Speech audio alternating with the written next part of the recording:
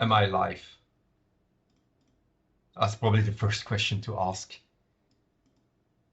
Does this work? Yes or no?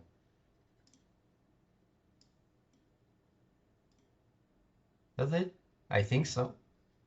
Oh, I am. Hello, everyone. Camera's over there. Can I get the spots? Yeah.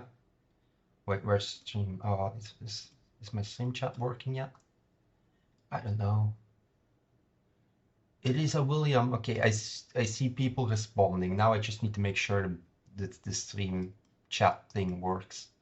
That's good. I definitely know what I'm doing. Spoilers, I'm not.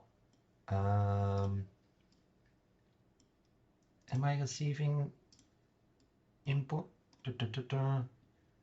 Good afternoon, everyone. I have not validated whether chat works. Let's I do not know how to get chat on here. I asked Marnix, but Marnix he's in Japan, and Thomas just wasn't available either. So I will validate. Hi, I will try and see how I get this working. It says social stream file. View window always on top. No, minimize. No, let's check. This is live. This is load this. Load this source. It should be doing its thing. Oh, I see a revolver over. Someone popped up. Hello. Yeah. Right. They're not as beautifully set up as Marnix and Thomas has put them. Jesus Christ, it's really big. Can I? Oh no, that's not. Yeah, Marnix grew a beard and started wearing glasses. I'm just Marnix. Right, so we have chat. Hell yeah. I am indeed a white shirt. Must be Marnix. Contractually obligated to wear white shirt while streaming, else I get fired by Bite Me. The reason I'm looking at the other screen is that's where I've got 3 screens. And on my other screen, I've got all my stuff on. Can I not make this taller at least? Wait, maybe properties, height, 500. Properties, that one's looking better. Oh no, that's the width. I know what I'm doing. He lies. Alright, that's maybe a bit much. Square box it is. Yeah, I cannot live without I need at least a second monitor for my screen real estate. Yeah, hello everyone. It's me, William, the lost child of Bite Me Games, who sometimes appears. Most often it's just not like the ethereal. I'm an ethereal being that does exist, as proof. Live Marnix. I am now Live Marnix. So yes, my plan was I've got a little notepad written out. Marnix told me to do this, so I did it, and it's basically just like I'm gonna open Overtime Anomaly. I'm gonna go through the both scene as so the Unity project, but also code. So I'll have Friday open as well.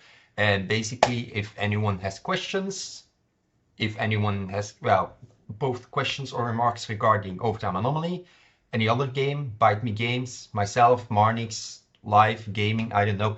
If anyone has any type of question, feel free to ask them. Keep me going.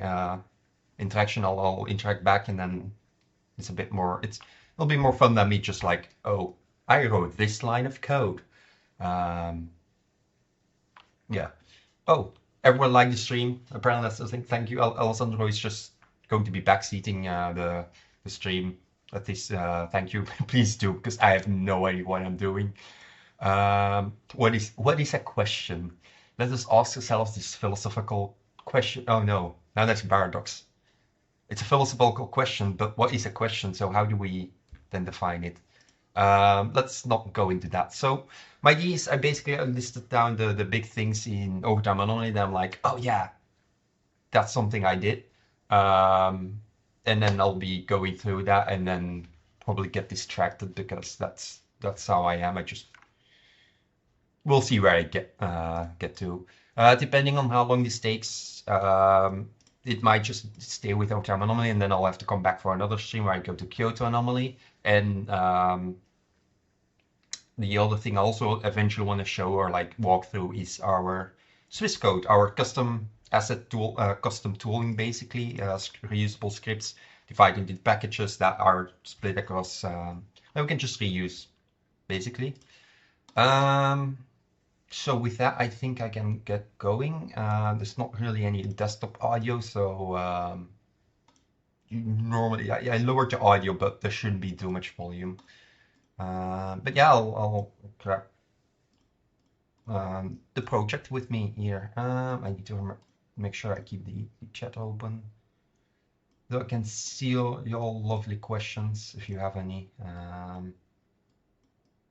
Yeah, first of all, I hope everyone's having a nice morning, midday, evening, day, night. I don't know. Time zones. Weird, man. Why can't everyone just use one time? Huh? Yeah, as you may notice, I'm not used to this, and I very much go from point A to point Z, not necessarily using the right steps. So if you can't follow, if you have questions, ask them. If I'm talking about something and you don't see anything, let me know, because it's possible I just open it on a different monitor and start working there. So yeah, what tools do you use? Well, do you mean tools in general? Because for me, when I code, the only thing I really need is Rider, my IDE, and Unity. I and internet for asking questions and looking at documentation. Besides that, I don't think I have much tools that I really need. I am capable of opening Blender. I have opened Blender when I need to fix like a model or something. But I don't think I use much more tool. I use Paint if I need a PNG. I just open it in Paint. Or if I go fancy Clip Studio Paint. That's my fancy editor. But yeah, to write code and share with my team, that would be Rider, my beloved Rider boy. We have our own self-hosted GitLab, which contains all our codes, all our projects, and other kind of code as well for like other projects. Basically anything, even our assets, we have like different repos for every asset as well. I mean, basically when we have a game project, we create a group in GitLab, and that group then contains 3 sub-projects: the game, the unit project, a folder that just contains assets like PSD, so the source files for textures, etc. Things that don't need to be in the unit project because it'll blow the size file quite quickly of the project. And then thirdly, we usually also get one for TeamCity, which is our CI/CD pipeline, but I don't know what that contains. It just disappears and suddenly TeamCity works. So that's something that Jamie does. So yeah. Also, there were some updates done to Overtime Anomaly. Were some of those under the hood as well? Not really. Most of the updates I did were like bug fixes. Okay, sure, they're under the hood kind of, but it was mostly like, oh, this anomaly and this anomaly, if they go on together, they destroy. Like they break the game because I think one of like within an hour while we were still live streaming the release of Overtime Anomaly, a friend of mine sent me a picture like, help, I'm stuck, and it was just an image of a wall. Basically, what happened was he was walking around, he got teleported by the teleportation anomaly, and he got teleported in the room of which the door was also gone because of an anomaly. I checked when a door disappears that if you're in that room, it can't disappear that door, which works. But of course, I didn't account for the fact like if you got teleported into the room after the door is gone. So that's the kind of hotfix I had. So basically, if anomaly A and anomaly B are as active, don't activate anomaly B and vice versa. But most of them were pretty much like just small hotfixes. I don't think I did much under the hood changes anymore for the game. Phoenix, I'm working on a new feature. I often like to just roughly draw the architecture I want in paint. What are your ways? It really depends. If it's something larger or something that I have trouble wrapping my mind around, I I will draw a diagram, whether that be paint or I think I did that for my next project actually. I needed to do something because next project is going to be multiplayer, so networking, so it's already more complex, and I basically needed the flow of how it would work in a multiplayer setting. So I basically drew an UML diagram. Diagram. Which one is it? Was it the actual diagram, I think? No, it's not an actor diagram. Oh, that's this one. Magnify image. Ah, yes, thank you. Magnify image. So as you can see, that I basically made this for my next game already. Just like, if this happens over here, then what does this do, and what does this do? Sequence diagram. Thank you. I passed my glasses. I passed my glasses for that subject, but I don't remember. I'm not good at names. Yeah, I basically made a sequence diagram so I could visualize like if this happens, this is the flow that will happen, and well, it helped. And then I turned that into just code comment in a comment, and I put that on the class as well, and then I could just look at it, and it's like, oh yeah, this is how it works. This is how it's supposed to go, the flow. So I'll do that in cases where I need where I need to envision because it's a larger thing. But oftentimes I just wing it, and we'll see where we end up. Concept James, when you sell self-hosted Git, is it on a local machine you own, or is it something like GitHub, GitLab? It's GitLab, but it's a self-hosted instance on a server that we own somewhere. I think it's a local server that is, I think Marnix is in possession of, and it's basically a bare bones literal server thing that runs a GitLab instance. And then we have our own GitLab URL that we go to. So it's GitLab, but it's not a public GitLab. It's fully private and under our control. So yeah. Oh my God, is this William? This is William. I should have made a name card for myself, just like this is William, or is it? For context. So Alessandro, for context, could you summarize your coding experience outside of game dev? Well, as you all know, I'm part of ByteMe. ByteMe started when we graduated from college together. And college is the first time I actually got introduced to programming. I didn't do anything programming before college. I was actually, I was studying chemistry. I was doing a chemistry degree. I did college for chemistry 2 years, and then I said like, maybe this is not it. So I looked into like other issues with the school. It was a bit of a like bumping heads against each other. So I was like, you know what? I'm gonna check a different school, see how their chemistry is. Maybe I'll transfer there. Then I saw they also had an application course, like software engineering course going on. It's like, let's go look at it, because I do find coding interesting. I've not actually done much or any experience. I was there for 5 minutes and I signed up, and then 4 years later I had my software engineering degree. So I got my software engineering degree. I went to work on a software company for nearly 2 years, and then I quit and went full-time ByteMe. So I don't have a large background in game dev, game dev and programming in general. I just have the degree, and basically the moment I started degrees when I also started my programming thing. So yeah, you could be an imposter. I could be. Maybe I'm just like Thomas with like a Mobsk. Nobody knows. I'll write some code and then you can see that it's me because the code would not be with spelling mistakes. Got him. Love you, Thomas. Don't love your coding. Don't take it out of context. I don't love your approach of coding, which is very quick and dirty. Love you. Spellbinding games go the Boolean route and make a name card that is just not is Marnix or not Marnix. That's all that matters, doesn't it? Any place but here, what games do you play yourself? I play anything. I don't play racing and fighting games, but besides that, I've played just about everything. Recently, I have played Monster Hunter Wilds. I've installed Elden Ring Night Rain. Haven't gone around to playing it. I've been playing Monster Train 2, recently released a card game as well.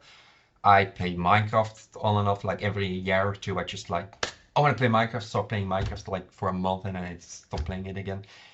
I play anything. It's the joke and the thing that we often say is like, oh yeah, I'm the walking encyclopedia of biting games in gaming because I just play anything. And oftentimes when we're talking about a game, I just comments like, oh yeah, like that game and then that game and then look at those games and I bring up those games. For example, with Artifacts of Condemned, people were comparing to For the King. I had already brought it up to Thomas like, oh, For the King, we should play that. I have the game, so. But yeah, I play everything. Wait, so how's Kyoto Anomaly doing? Well, it's released. I've not actually looked at it yet. Well, let's go take a sneak peek. Yeah, let's go take a sneak peek. Because I haven't looked at it myself in a while. Basically, a week before the release, I kind of just moved on from Kyoto Anomaly. I got my new project and I was like, oh yeah, new project, and I just put it out of mind. But we've been 1,200 wishlists. We've got 400 themes. I think that's about like close to half of what we have for Overtime Anomaly. So it's selling. We won't be rich from it, but that doesn't matter. We just create a game and it was a very low effort. Well, no, not low effort, but it was a low cost game for us to do. But yeah. I would have gone away with it too if you were for melding test. Speaking of coding styles, any stance on vibe coding? I dislike the term and idea of vibe coding. I can't, unironically, I can't vibe with it. But that's mostly because I want things to be done my way. Well, Marnix already mentioned it on Singleton's medication, such like I got diagnosed with the old neurospicy ASD, and basically it means order. I want my order, and vibe coding doesn't do that. I'm just like, oh no, that's not how I want to do it. So I do use coding. I do use ChatGPT, Gemini, and such, but I do not use it for. I use it as a rubber ducky. So in the old days, basically you had a rubber ducky, you talk to it, and then it helped you like figure out your code and such. I now use an LLM to do that, but I still write my own code usually. Maybe like copy paste some snippets here and there, but I do my code myself because I want it done in my way, basically. Yeah. I like to code. RemC likes to code dirty if it's used in only place. If in more than one, I want to redirect to small functions. Pretty much the same, but even my dirty code is usually pretty like I am very verbose in gaming. I use a lot of methods. I use more methods than needed at times because I usually think like, oh, maybe I have to use these again somewhere, and then I already do it that way, and it's just like, oh, it's only used in this one place. And then at the end of the project, if I need to bug fix something there, I just dirty fix it. But nothing is as permanent as a temporary fix, as you all know. Geez, guys, I'm not catching up with the comments. It's fine, keep comments coming. It allows me to keep talking without having to think too much. Played the new Age of Mythology DLC. Yeah, I've bought the remastered. I have played the remastered, but I've not seen the DLC or played. I've not gone around back to it again. I have so many games to play. I don't have the time. And oftentimes, lately, the last few months, normally I game a lot in the evenings or in weekends and such. The last few months, it's literally me like, I could game or I could work on games. And then I start working on games and I like work until 10 or 11 p.m. and then I go to sleep and then wake up and rinse and repeat. Um, yeah, most games I actually usually play, it's because I play multiplayer with others, get them to like Repo, for example. Lately, I've been playing a lot. Whenever my friends are on and they're like, "Oh, want to play Repo?" And it's like, "Yeah, I'm in. Let's play some games." And then I start working in after. New shiny thing. Oh, I've got that so badly. It's just new shiny, and I just move on. And that's so part of the diagnosis. I've got ASD, the autism spectrum disorder, and ADD, the which is oh, what's the term? ADD,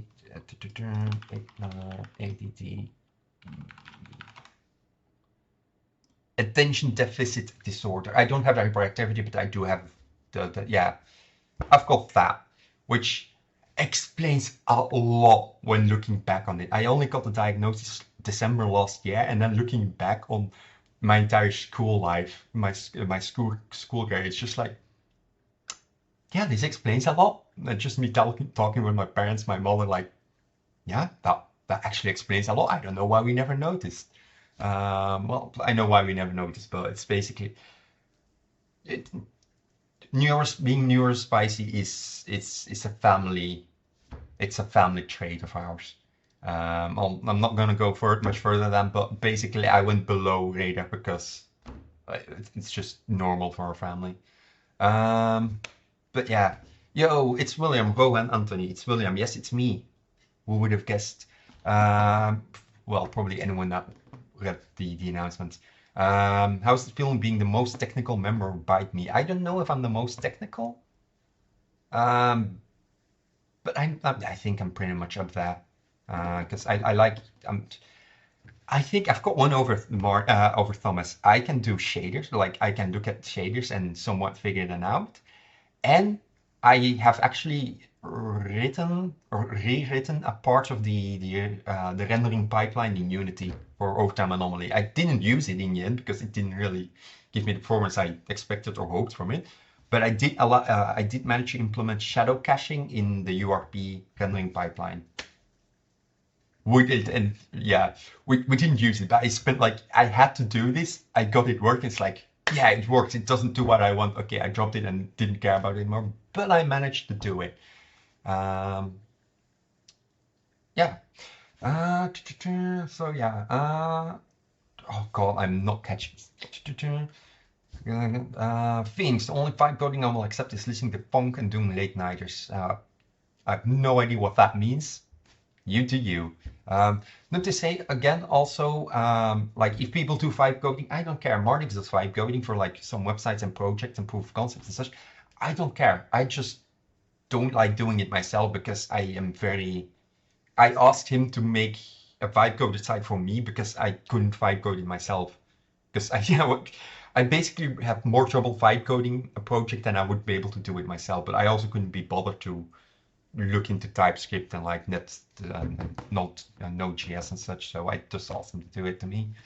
Alessandro, rubber ducky seems to be the most reliable thing. Yeah, I have like 10 little rubber ducks hidden around the room. Someone like when I left Iowa, for example, this one. I just have like 10 of these, if not more, hidden around the room. Basically, when I left my company, and they were like, "Oh yeah, here are rubber duckies," and they just made they just gave me rubber duckies with like little hats and such as well, just in case I needed it. And it's like, "Oh yeah, sure, I now have rubber duckies everywhere." But it's an age-old way to do it. Phoenix, trying to be modular is probably why I have 10 different trips on my player and like 600 on the player bean. Me too. When I get around to it, let me close this again. When I get around to it, when I open overtime anomaly, I can actually camera no player. for example, here, player controller is my generic base player controller thing, and then I've just movement is a different controller.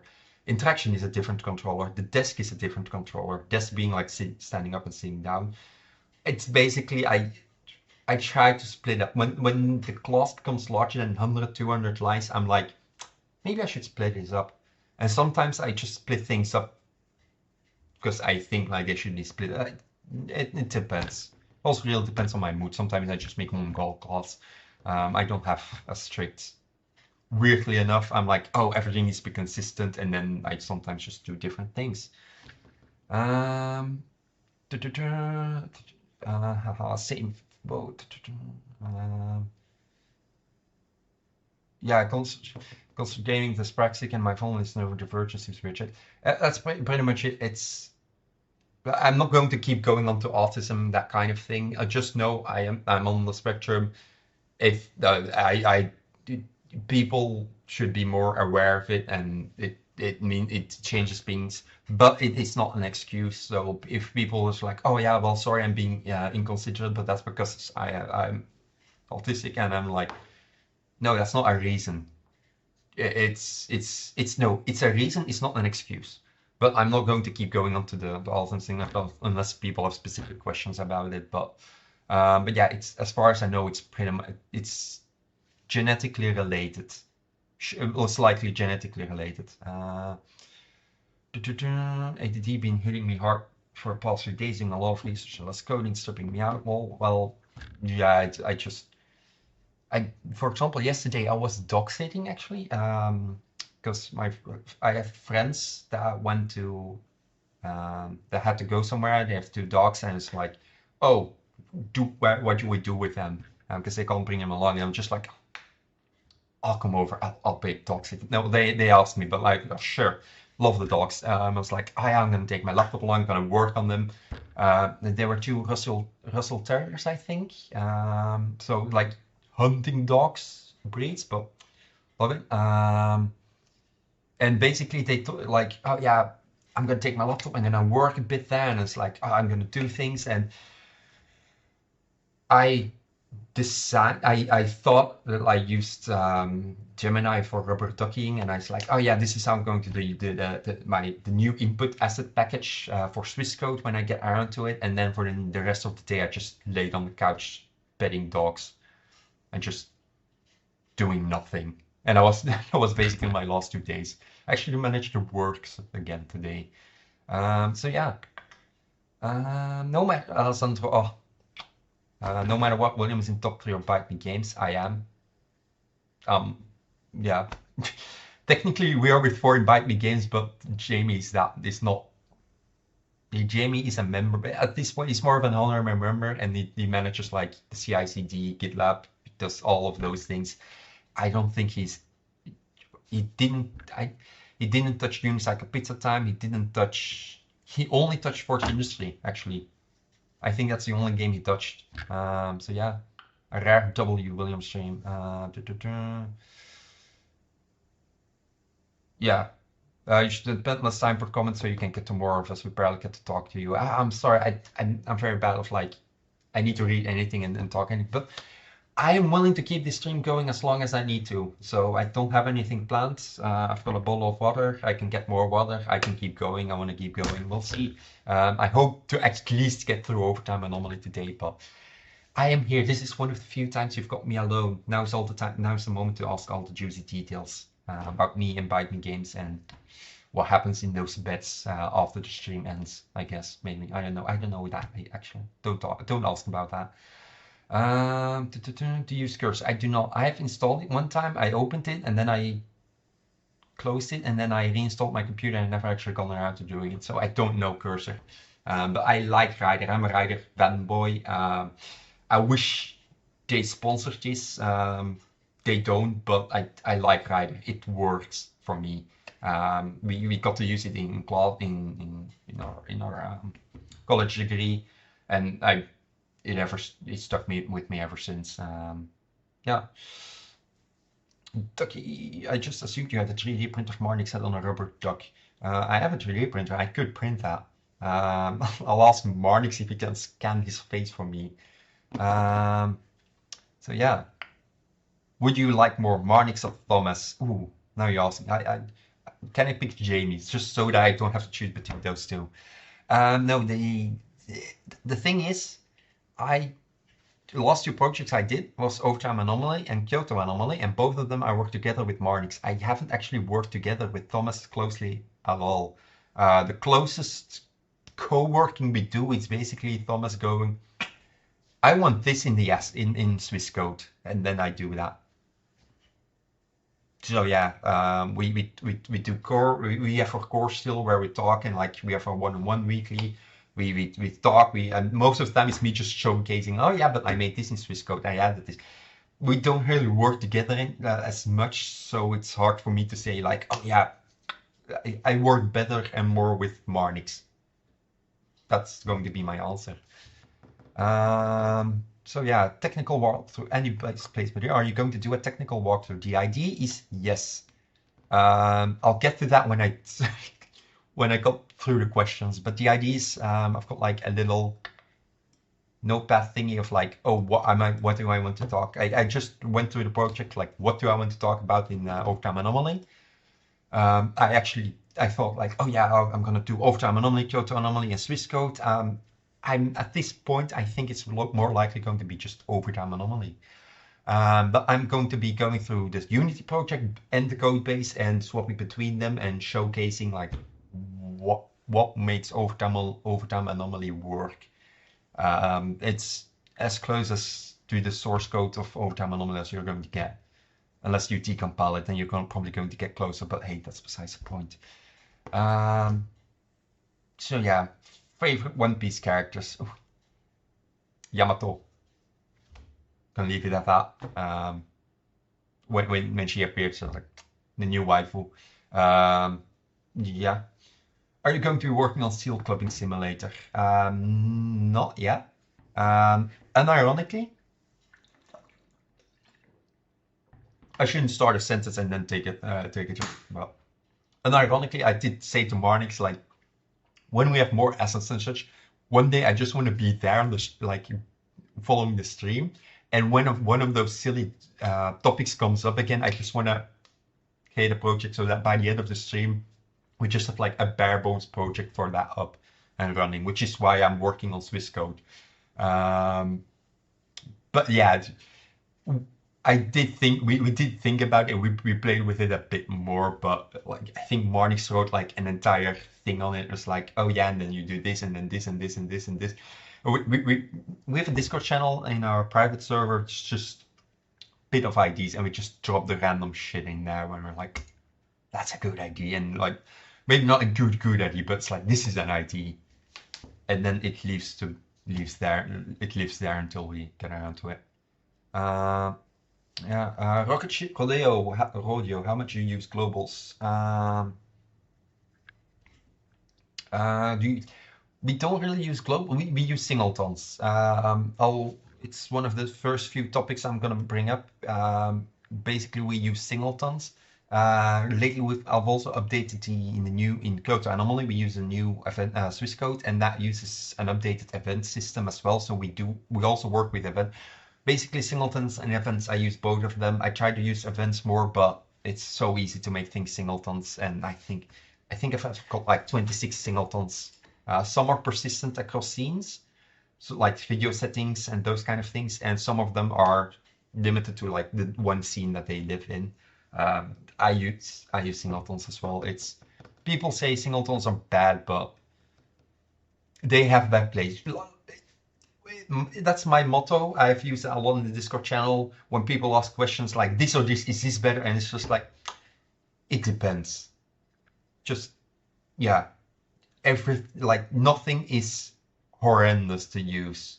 Like, okay, there are some things sometimes you probably shouldn't do that, but there's never a point where it's like, oh yeah, you should never do this and always do this. You cannot say that about a lot of things because it depends. It depends.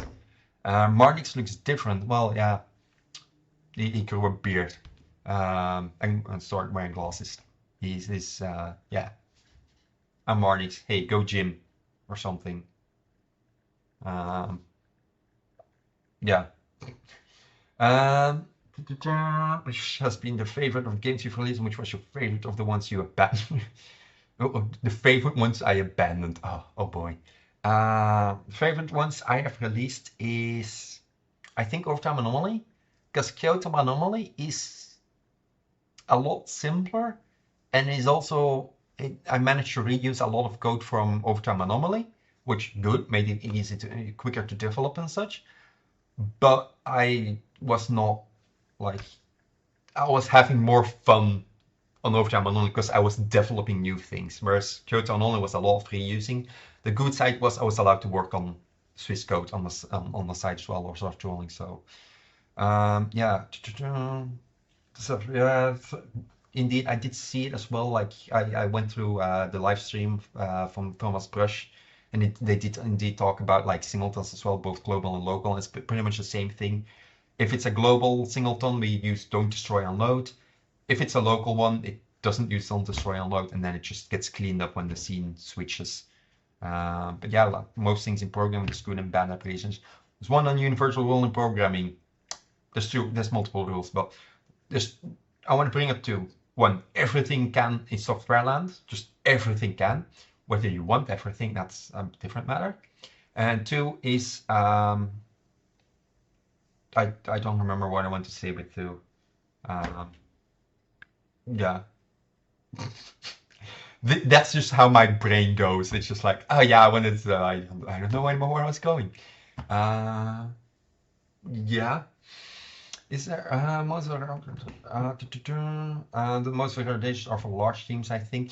Yeah, again, that's also like recommending. It's like, what should your first project be? Well, do you have any background in game dev um, or software engineering in general? If you do, you can go for a large project. If you don't, then it's recommended to take something small and actually work on that so you can learn the workflow without investing in something that you won't be able to finish maybe. It's just, there are rules, but rules are there to be broken. No, they're not. But like it's so it's so depending on situations, a lot of things, which is why I don't like absolute rules. Um, is there a standard for programming, or do everyone code differently? Marnix doesn't code, or if it does, he uses Gemini or something. Thomas codes on his own as well. I don't touch his code base, and I code my own things as well. It's very different. You have Daniel for the win. Do you have to use the Steam SDK when uploading to Steam? No, it depends. If you can manually zip your project, and if it's below 2 gigabytes, you can actually use the Steam portal as well. The Steamwork portal background thing, and you go to your depot and you can actually upload it manually. But if it's above two gigabytes, or if you're lazy, you can actually automate it using the CMD thing, which I actually did last weekend. So in our next project, we can just go to like Bite Me Games, build, select what we want to do with it, and then click execute, and then it'll build the game, zip the game, upload it to Steam, and open folder. And then it covers all angles, and it's handy to do. How big is the GDD you follow typically? Depends on how big the GDD that is that Marnix writes. 2 to 3 pages. That's pretty much it. I'm for better or worse, I want to quickly go into the thing. I'm sorry, I'll get to it. There's so many words. How has it only been 40 minutes? Yeah, I'll keep yapping. Don't worry. To Rowan Anthony, Thomas said that you're the most expendable member of Bite Me. What do you think about that statement? Um, I I get his point in that I take wage, he doesn't. But on the other hand, I create. I work well. I just did 2 project releases. There's a third one now I'm working on now. It's like it's.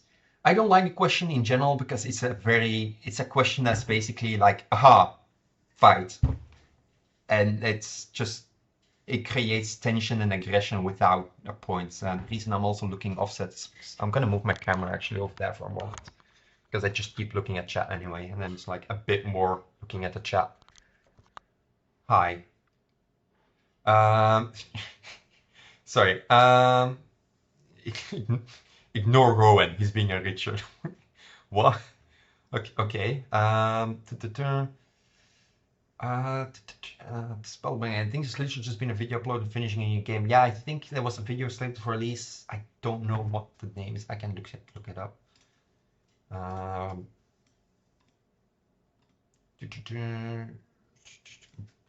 Bite me games. Bite me spell. Thank you YouTube for also translating that. Videos. Overscoping your game is a problem. Here's what to do. Go watch that video or like open the link and then don't watch it yet, but like keep paying attention to the stream first. Click on like, subscribe if you haven't already. Yeah.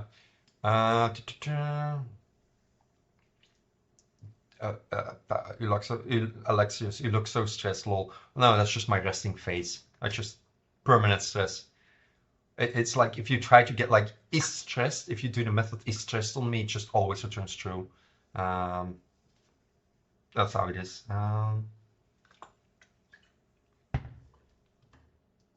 Yeah.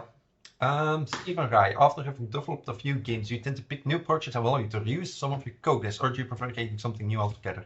Personally, I prefer creating new things because I like new shiny things. I have that thing. But also as like okay, we now did back to back two Anomaly games, but the next game is totally different. But even then, we can reuse quite a bit of our code base, and it allows us to spend more time on new features and mechanics that we can focus on without like, oh yeah, no, we need to create an audio system again. No, we don't. We can just. It's quite a robust audio system by now, and we just keep copy pasting that into the new games. And it doesn't matter which game you have, you're likely going to have an audio system. And we now have like a generic audio manager that we can just reuse in every game. So we reuse a lot of code. Basically, at the end of a project, whenever I'm done with a project, I open Swiss code, or that's my plan from now on. I open Swiss code and I'll look at my old code base and the code base of the game and like utilities folder. How many utilities did I write? And are there any there that aren't specific to the project and things that I can reuse? Did I write any extension methods? Did I add any like duct tape methods because I forgot to add them in the original like in our shared package thing? If so, I just port them over to Swiss code. I'll push a new version of Swiss code and then we keep going.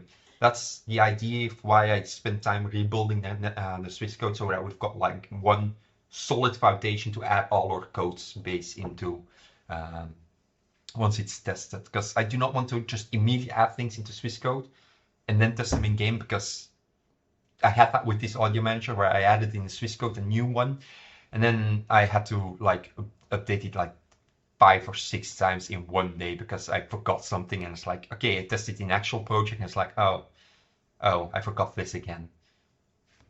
So yeah, workflow. I'm starting to work out of workflow. Swiss code is also a project of mine, so technically I've not touched all the games yet, but any upcoming game of Thomas as well is going to be by me as well, because I wrote Swiss code and he uses Swiss code, so I automatically get credits because I do our trolling. Yeah. Victor Hugo for Tuosi. I'll get to that with lighting and such, but baked or real-time lighting. Kyoto Anomaly is baked. Overtime Anomaly is a bit slightly baked, so you've got like area lighting that's baked, but all of the lights you see, the ceiling lights, which I think are about 17 level, they're all real time, for better or worse. They're all real time lightings. Alexis, how often do you need to tell your team that the IT might take too long to implement, or maybe the opposite? Not often. Marnik sometimes does suggestions. I give my opinion on it and then we decide, but I don't think the time investment is much of a factor often. If it is, if it's something that would take like weeks to implement, it has to be a core feature or something like that's important enough for us to spend time on. If it's like, oh yeah, can you make this little one decal in the like on the edge of the level? Can you make that glow different colors? And if that would spend me if that would cost me a week to implement, I will say no, that's not worth the effort. Um, for like I don't think, but if I say that like oh it's gonna be that long, Marnix usually already goes like oh yeah no never mind and that's fine. Sometimes it's like oh maybe I can do this I don't know maybe no never mind it's not that important and such and then it's like oh but that's just 5 lines of code and I do that and we have it so it really depends. Um, Genome 7, hi, what do you think of the PSX aesthetic and would you use it? Um, I'm indifferent to it. I grew up with PlayStation, so I'm not like I think it has a cool style and it has its use, but I haven't had a project yet where I'm like, oh yeah, we need to use it here now. It I don't think we'll be using it anytime soon. Um, I just yeah, I don't see us using it anytime soon at least. I'm not opposed to it, but this is also not like oh I want to do it. But yeah, I think I caught up on questions. So unless chat broke, um, I can start working on Overtime Anomaly. Lastly, Rowan Anton, what's your dream game to make? My dream game to make would probably be maybe a survival-like game, multiplayer, definitely multiplayer. I like multiplayer. Something multiplayer, something survival-like, and something with mechs. Survival-like is not that important. Basically, I want something multiplayer and mechs. And then a survival-like would be cool. It's like, oh, scavenge and like upgrade parts on your mech while you survive in the world would be cool. But yeah. Ethan, which drugs are legal in Belgium? I don't know. Anything you can go get in an apothecary, but that's not a question I have to ask here. Like, that's not a question I can answer because I don't know. I don't do drugs. Don't do drugs, kids. Not good for your health. Um, so yeah, Overtime Anomaly, the game we released a few months ago now. No, I can't speak French. Not for my life, maybe. I somehow managed to get past school, but I can't do French. So I am. I've not been able to do and that mention. Yeah. So Overtime Anomaly. How this is the project. This is where the magic happens. To give you an idea, I'm gonna quickly just go through the hierarchy. I'm gonna move my camera back over to my screen I'm now working on. I'm gonna be looking over the hierarchy quickly, just a deep dive, like how is the Unity project structured? Maybe I should do project structure. These are all the folders in our Unity project, and we basically split it up. Also, I'm one of the weird ones that uses a 1-column layout. I can't stand the 2-column layout. I like this. I don't know. Basically, we split up any third-party assets, anything that we got from the unit asset store, anything we important, anything that's not part of this game, we dump that into third-party. So that's all the assets we use. We just dump it in there. It allows us to split it off from our code base, and we can also like I ignore that folder if there's any like warnings and such. Then we have art, 2D, 3D, audio, and then just trash bin. I don't know why it lives here. It should probably live in 3D, but hey, that's how it is. That's anything sprites, models, anything audio files, anything we custom made for this game that would go into here, or anything that we sufficiently modified. So, for example, a texture that's like a model that's completely modified for this game, then I'll put it in here as well. Benchmark results, just a folder I dropped text files in when I did benchmark. I've got editor. This is all our editor customs things. It's Unity says you have to put it in there, and then it'll know like, oh, this is only for editor. Packages this is because we use the old Swiss code still. That is all configuration file for Odin Inspector, which is embedded in our Swiss code package. It likes to do this. I hate it. It no longer does that in the new projects, but why? Why? Why you hurt me? Prefabs are all prefabs. Everyone has them. Resources are all files that are like that need to be accessed at runtime in game, so to speak. So that contains our credits, data, or I2 localize, which is for localization. Um, oh, I'm sorry, it is indeed. Yeah, let me know if things like that happen again because I'll be jumping around often and um, I yeah, kind of forgot. Persistent managers, which I'll get back to as well in a moment. But any scriptable objects, anything that's like, this is data for the game, but it's not a prefab, then we put it there. Um, Persistent managers is a prefab, but that's because it needs to be loaded at runtime, but I'll talk to that. We've got our scenes, we've got scripts, and then settings, which contains our actual settings for like the rendering pipeline, shadows, all those settings are put in there. That's basically how we structure our project. Denny for the win. Oh, why did you guys cancel the game Thomas was working on, the one with the Synth assets? That was the best looking game that has come out of your studio. You guys seriously need to use those assets. First of all, best looking assets is a stretch because well, it's basically Synthy. Um, and so we still have those Synthi assets. But the issue is also it didn't look good. Like sure, Synthi, the models looked fine, but the coherency wasn't fully there yet, and there was a lot of issue with UI. UI got actually Thomas got to spend a week on UI. I think we got this got covered in a page and video, but basically the UI was improved, but Thomas started to have doubts about it himself. And could we have created a good game out of it? Yeah. Could we have created about it in a reasonable time frame? We were severely doubting on that. But yeah, pretty much. How do you design your levels if you are limited by the assets you can buy in a store? Well, you say it yourself. We're limited by what we're given in an asset pack, and that's how we use it.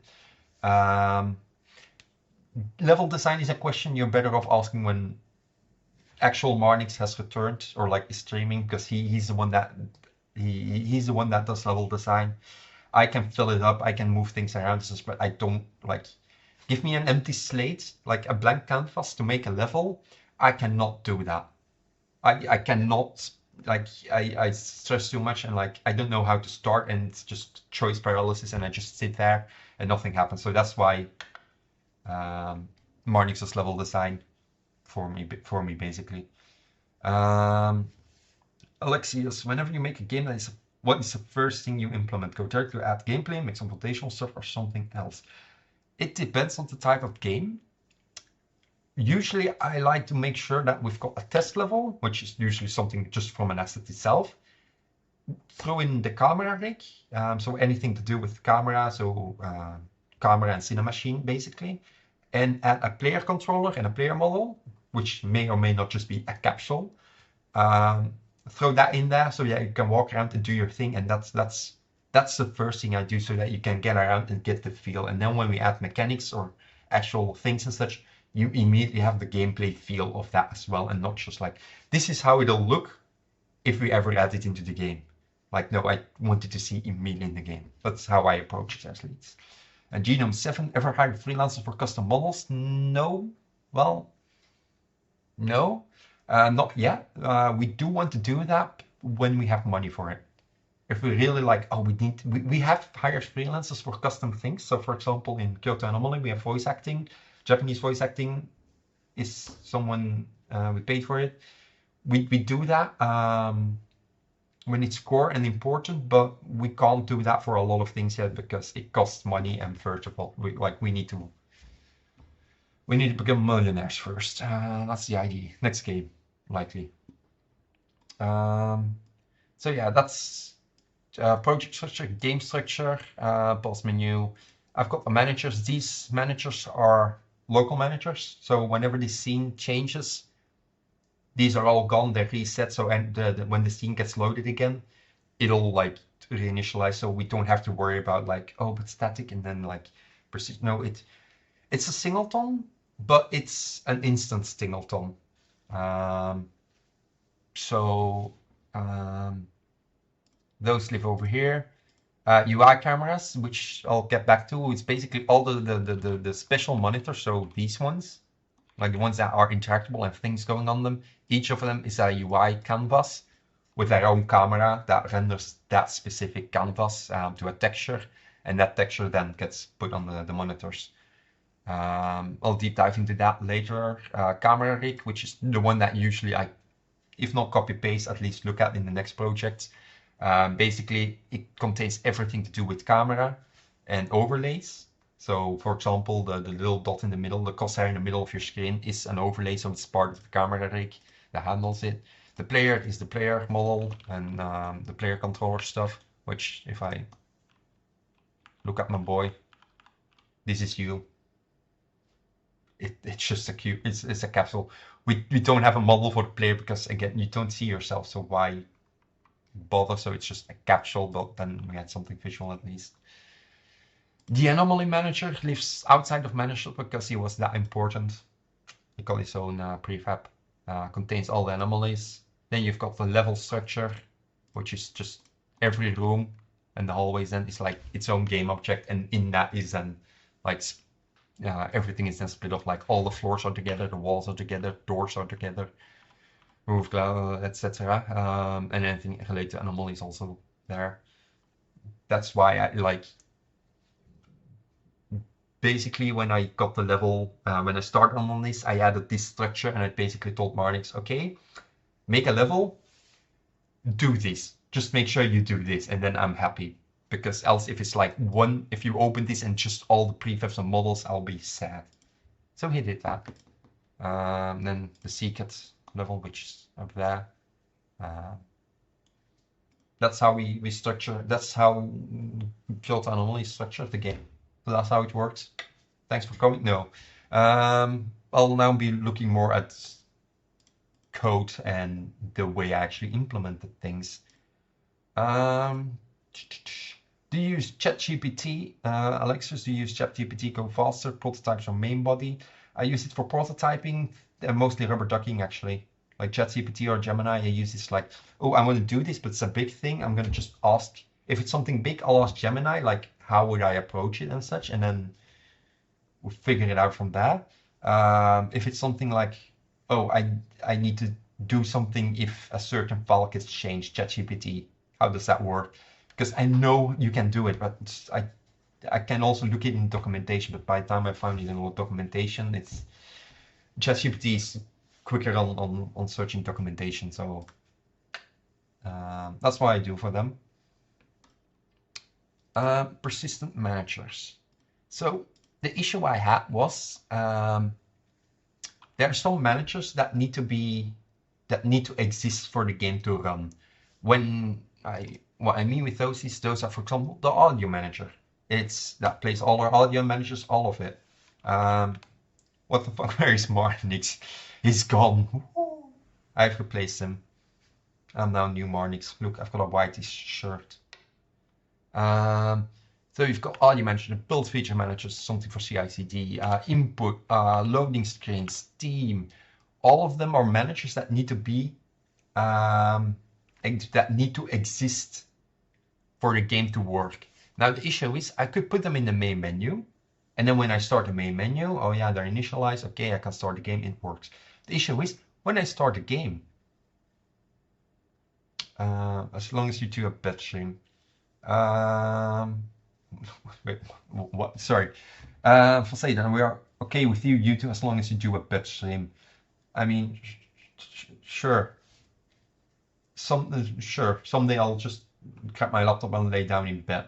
I'll show you all my plushies. We'll see about that. Please don't do a batch stream. Well, oh, okay then. No, I would never do a batch stream because no one should be doing a batch stream. Yeah, no, I'm joking as well. I don't think I would ever do a batch stream. It's not comfortable. I need to be working, man. Uthan, is your shirt a drug reference? No. What do you have with drugs? Okay. So yeah, just any place but here. But do you optimize your games? Yeah. Don't you notice with Overtime Anomaly and Kyoto Anomaly that they were reasonably optimized? Sure, there were like some hitches at times, but I don't think they ran on Steam Deck, which is I think our lowest like target point. If it runs on Steam Deck, we're like, okay, this is fine. And it worked on Steam Deck and below. I was worried for Overtime Anomaly because I was like, yeah, I only have like 20 FPS. So I did some of the things and such. I got it up to 40 to 60 FPS. I'm like, it's still very low. It's like, oh, it's gonna be enough and such. Oh, worry. And then we ran it on Steam Deck and it ran like at max FPS. I made a build and ran it at like it ran 160 FPS, but then it looked then it and then I limit my every game on my computer to 165 FPS. So I was reaching my limits. So it's like, maybe it wasn't a problem at all. And it was just Unity editor overhead. I think for Overtime Anomaly we had 40 to 50. But the editor was adding so much overhead in Overtime Anomaly for some reason. I think like half of it was just spent on editor stuff, which is not fun to work in. Um, yeah. Constant Game. Have you guys looked into FSR DLSS for your games? No, we have not. I doubt we will anytime soon because we don't have a large enough project that would necessitate it. I'm also personally more of the opinion that FSR and DLSS is a band-aid that some devs like to use instead of actually optimizing the game. It's above my pay grade for now. Someday I might look into it when we need it, but for now it's not really that important. Should we know how to rewrite utility code from scratch? I feel guilty drag and drop code because I can't write it from scratch without searching. I'm not entirely sure what you mean. If you can drag and drop your code and it works, then there's no issue. If you want to be able to rewrite utility, if you want to write something from scratch, get up an ID like this is what it needs to do, and then work from there. And just get your in and output ready, so to speak. It's like, okay, the input is your parameters for the method, the output is whatever it returns or uses an out variable, doesn't matter. And then like writing comments. It's something I sometimes do still, so just write comments. So it's just like, okay, this needs to happen, now this needs to happen, now this needs to happen, now this needs to happen. So for example, public int find people not see sequence or something, I don't know. You give a value with it, and then you just go like, okay, I first need to do this, then I need to do this, then I maybe need to do if this, then do this. And then it's just write the comments, and then I do the comments part by part. Yeah. This is freaking Fabian. I guess this is William. Yes, this is a William. I'm one of the many. But yeah. So yeah, I don't think that's an issue using drag and drop code. I use drag and drop code back in my day. I actually did use Game Maker Studio, which was a drag and drop editor. I think about 2-3 months later, I only used code blocks, so I didn't actually use the drag and drop editor anymore. But I did work with it, and if it works for you, perfectly fine. I can't work with it because I have I'm very needy, specific in how I want to do things, so I write my own code. Yeah, Genome 7, you have a Steam Deck to test? I do have a Steam Deck, actually. That was my headset. Look at my fancy case. Ooh, I got one of the earlier, like, as soon as I could order that, I ordered it. I actually don't use it often because, oh god, I destroyed the focus of the camera.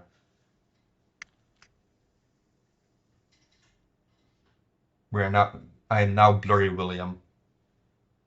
Can I fix it?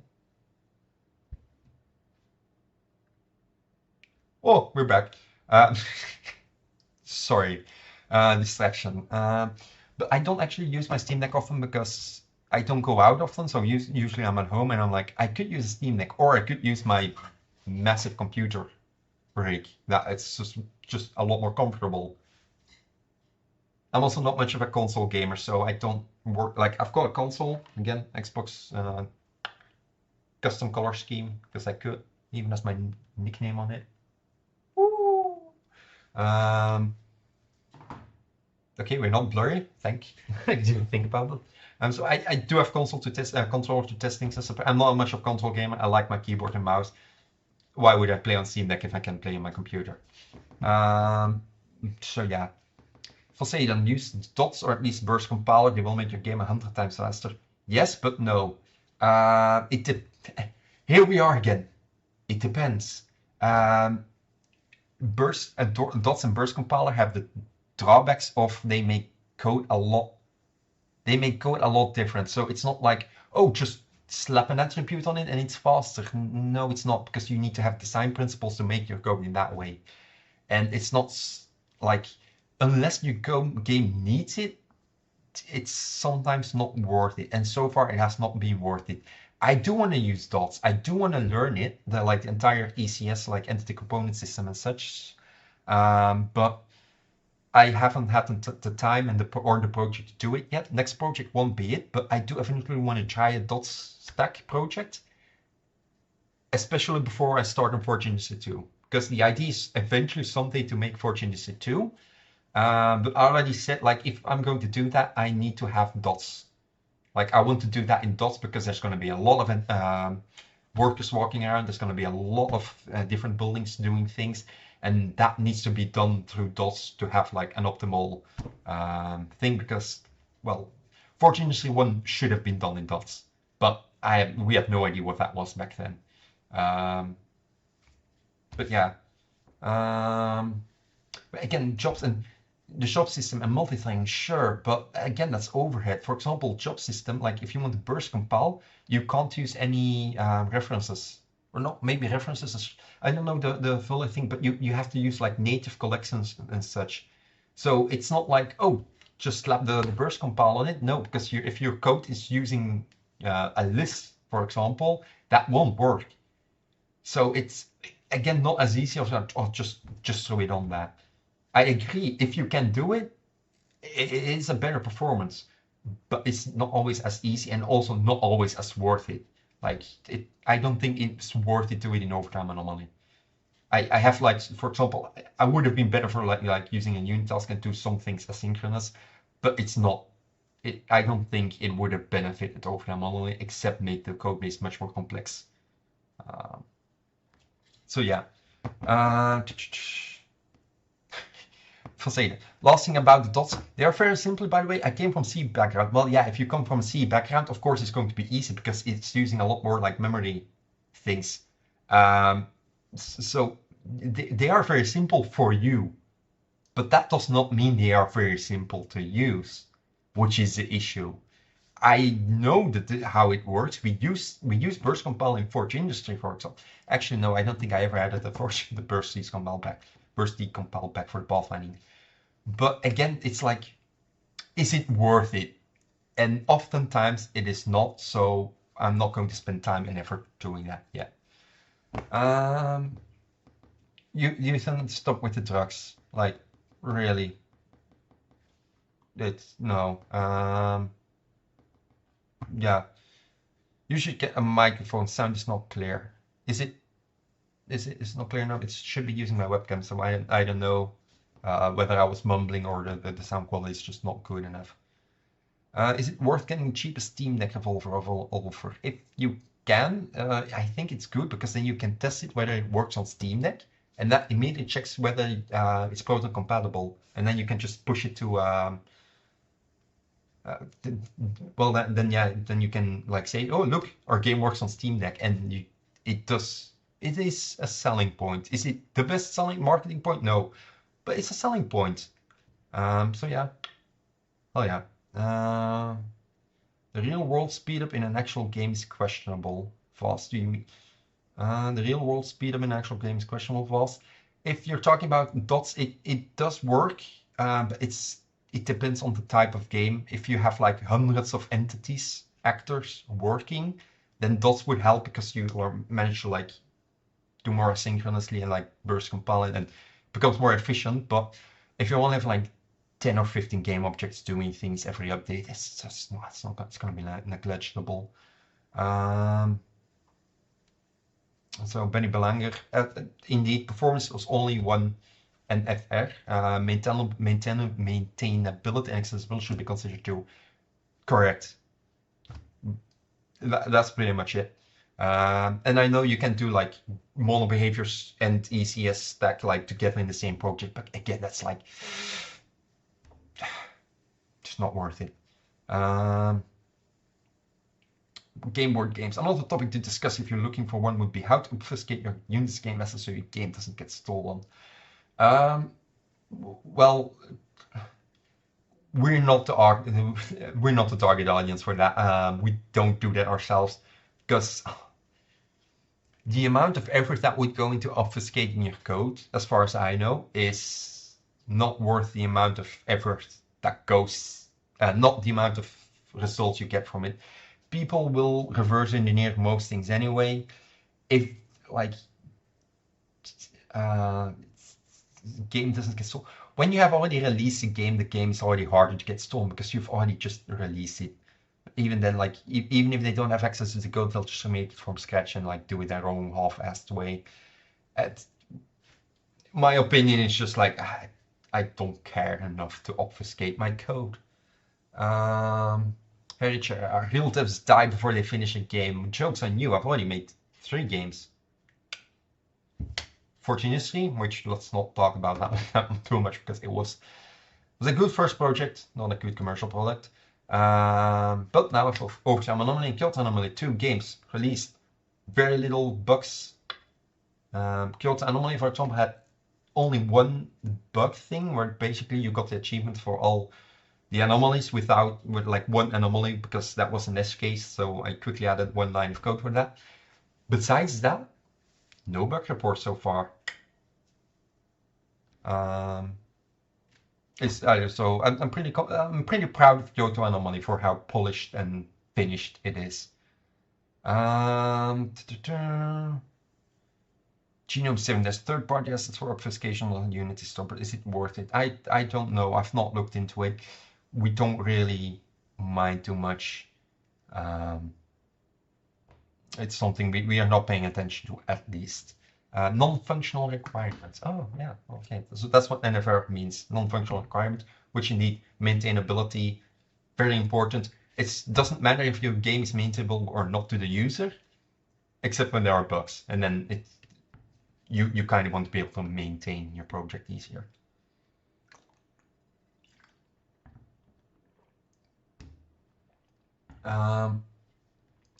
Poseidon, well, yes. If your customers are not maintainable and still are your last concern. On the other side of the coin, if your customer is not happy because of bugs, but your code is not maintainable, how are you going to fix the bugs that the people are complaining about if your code is not maintainable? So it's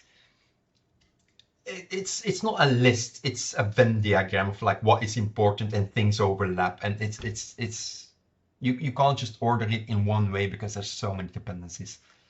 But yeah, as Voss says, I often see games have much more problems with performance due to graphics, effects, animation, and code performance.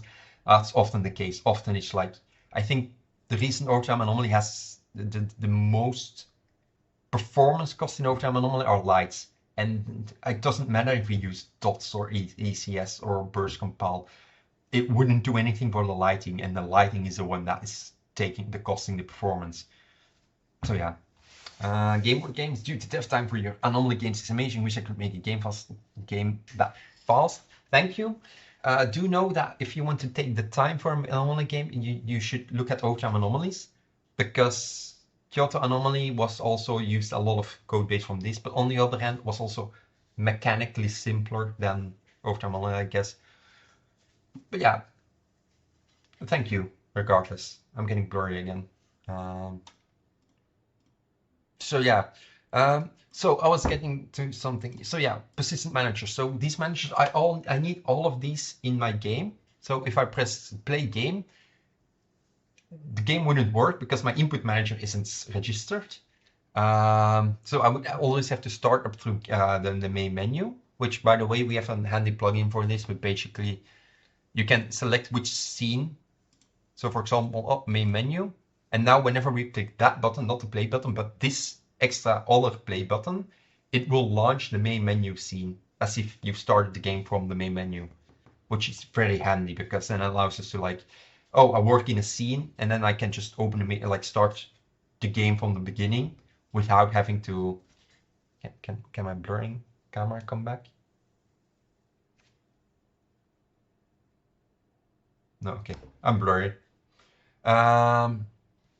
But it allows us to quickly test the game without having to start like swap scenes and such. But now if I press play game, my persistent manager wouldn't be. But if I go to the system application initializer, Unity has this handy method, runtime initialize on load method. You can say when it has to run, so before scene load, for example. And what this means is on before scene load is basically when your scene is loaded, when you start the game and your first scene is loaded, but awake hasn't been called yet, then it will invoke this private static method that the attribute is put on. What that means is whenever I press play, no matter which scene I am, no matter, sorry, words, I see things happen and like I'm trying to speak. So no matter which scene I am, this method gets called. Basically what I do is I randomize my static class, just in case. So we have a random seed every time. And then I load the persistent manager, no matter if like in main game or in the main menu or in the game scene, doesn't matter which scene I load, it will grab the prefab for my persistent managers, which is in resources, which is why it's in that folder. Oh, damn it. Sure. Let me scoot over. Apologies. Okay, should be able to see it now. I'll also zoom in. Should be more readable now. Yeah, I'm sorry. Hi, let me catch up the comments quickly. What's the scene plugin called? I'm pretty sure it's toolbar extender combined with bookmarks. It might be Swiss code. That's why. Toolbar extender. Toolbar. I don't know where it is. It uses Unity toolbar extender, but I'm not sure where it is from. But yeah, there's an asset that does that. It's a free one as far as I recall, and it basically means you're it basically, yeah, adds. Oh fuck. I know why I'm doing. I got flustered. I don't know why I got flustered. But yeah, it adds this thing. I don't know what asset it is. Can I check maybe in package manager? I need to know now.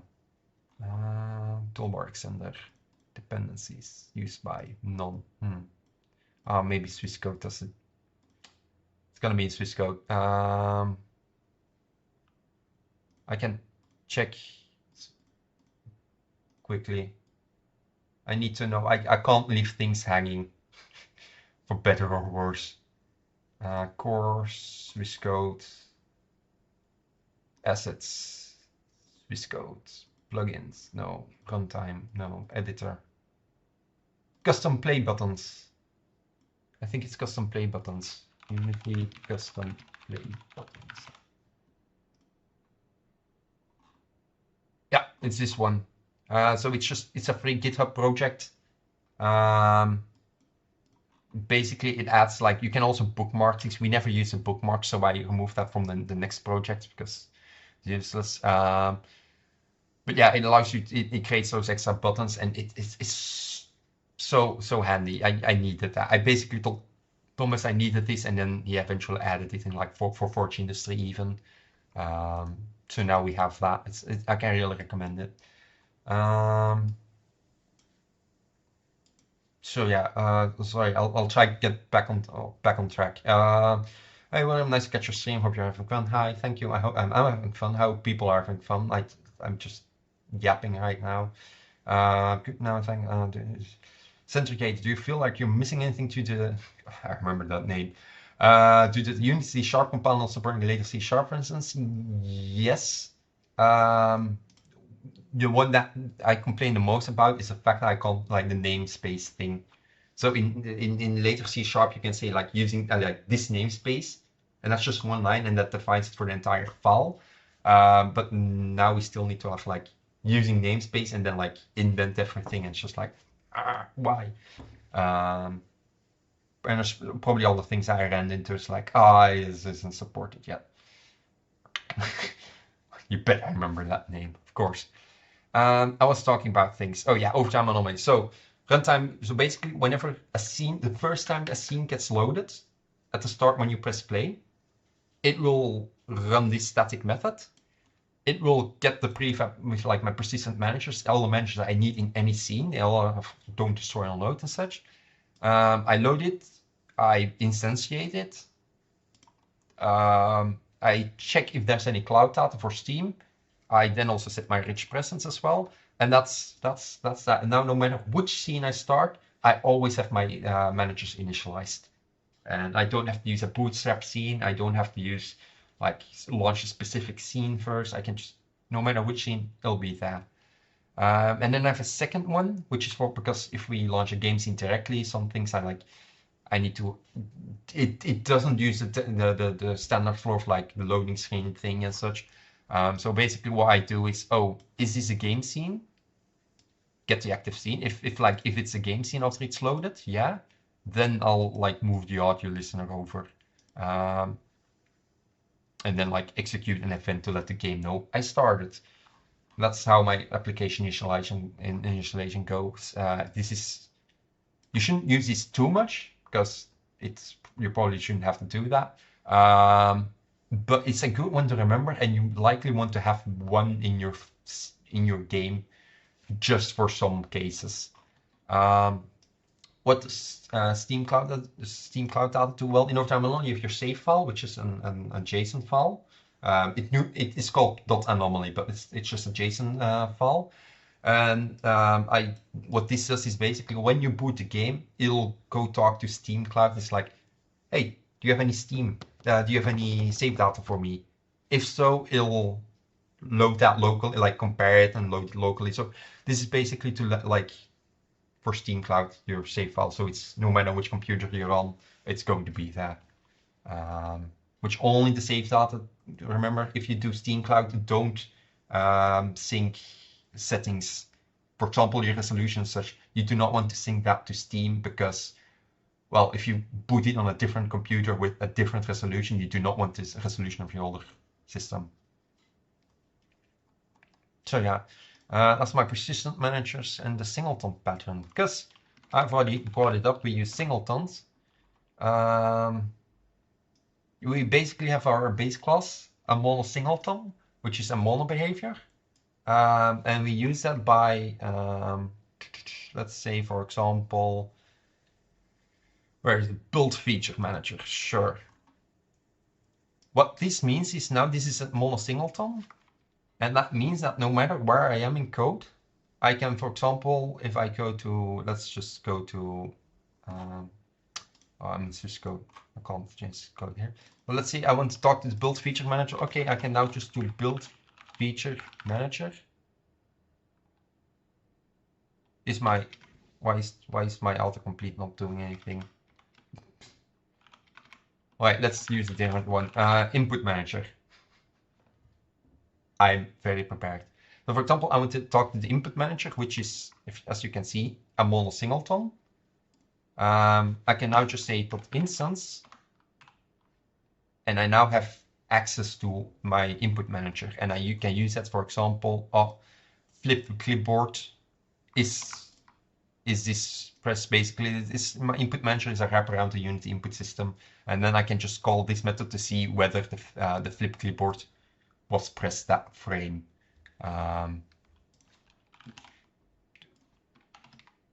Debug.log keyboard flipped. And that's basically the singleton pattern that we use. Hey, it adds connectability between code, so that's not a good thing. But on the other hand, this is so damn easy to do compared to like having references, having to do things. We try not to overuse it, but it's such an easy one. And sometimes you just have those managers. Whenever something is called manager, usually it's going to be a singleton. In my case, at least. And that is how we do things in the new Swiss code. I have like different singletons as well. So you've got mono singleton, which is just if it exists, get the instance. If it doesn't exist, throw an error because it doesn't. It should be existing. We've got persistent singletons, which basically mean like, oh, I'm gonna add don't destroy unload on myself, so it'll automatically like become persistent but cause scenes. And auto mono singleton is if the singleton isn't defined, well, we'll just create a new one because we can assume we can just work with that, but not every time like do you want that, and that's why we have like different singles. We have a script singleton even for like a basic C# class. Lots of singletons. Well, I'll get to that whenever I go to Swiss code. So we talked that lighting. People asked for lighting. We use oh no, that's the wrong project. We use real-time lighting for our game, which means all of these lights are well, as it says, they're all real-time. Shadows are off. That's because in editor, if all of these were on soft shadows, the editor wouldn't run. But what that means is when the game starts, it'll automatically put all the lights on soft shadows. The singleton stuff is way over my head. In what way? Do you not understand the principle of singleton, or do you not know why or when to use it, or anything? If so, ask and I might be able to answer.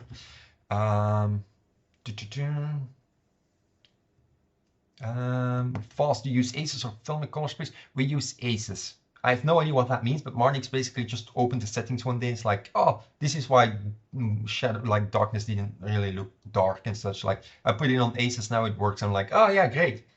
No idea what it means, but it did put color space to aces. And it depends on whether you're holding state in those singletons or not. I am holding state in a singleton, but most of them are either like persistent, and then I need to keep that state persistent. And if it's not if it's only for the scene, then the singleton shouldn't be a persistent singleton, and then it'll automatically get clean when the scene gets unloaded. Yeah, that's what basically that wrapper class does. It's basically we have a method for checking, do you have an instance? We have a field that contains the instance of it. We use a generic T, so when you extend this, for example, input manager, you give the class with it to the model singleton, so it knows like, oh, this is the instance is of type input manager. So current input manager, this is a you can just get it, but usually we use instance because that's it's a more safe wrapper for current. And what it does is get if we already have an instance defined, we return that instance because we have an instance. We don't need to do anything. If we don't have one assigned, we can do a find object of type. So we try to find one in the scene. The first one we find, we'll add and we'll register that to current and then return that. If one of the other singletons, what you can also do in this pattern is basically, oh, if you still don't have one, you create a new game object, give it a name, you add the component, so the singleton, the input manager, you add it onto that component, that game object you just created, and you assign that to current, and then you return. And then you always have a singleton, no matter if it was there or not yet. If there is one, sure, you grab that one. If there is none yet, you just create a new one and add your input manager, your singleton on it, and then you return that one, that newly created one, and then all the next ones will return that created one. This is just a wrapper for it because you can do it manually. Needs class that needs it, but hey, we're lazy. I have done away with await, so we don't need to do that because that was painful. So yeah, but lights. So what that means is I have all of these light controllers. In my managers, I have, oh, the wrong thing, light manager. Basically, I've got medium contrast for the shadow settings in settings. And what this basically does is this manages all my lighting. You may or may not have noticed, I don't know if you have, but when you play the game, let me boot the game. I pick up the phone. I don't know why this is in Dutch. Oh God, no, I didn't want to come main menu. Yeah, I don't know why Steam is not initialized. Shouldn't matter.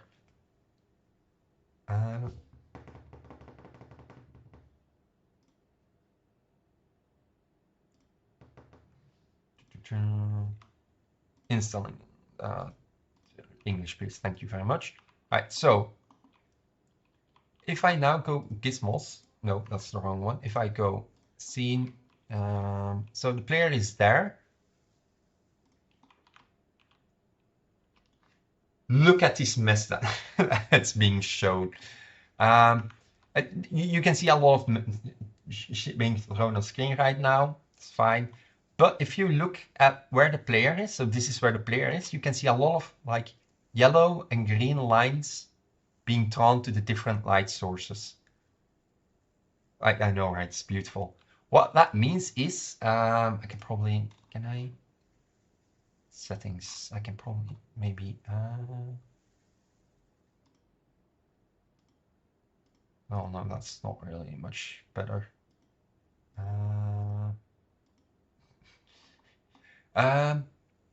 So what this means, oh wait, I need to select it again, is these are the lights that are actually active. So if I select this light, you can see it has soft shadows on. If I select this light over here, it has no shadows. What this basically does, the light controller, what the light controller does is it will check the nearest lights and turn those on, and only have those actually render lights. So while I do have 75 lights in the scene, only 20 are actually active and considered throwing shadows.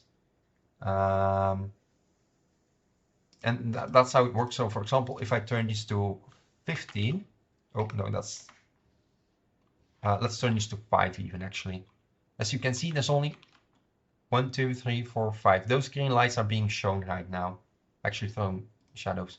That means if you look, you see, if I turn that back to 10, oh, these now have shadows again.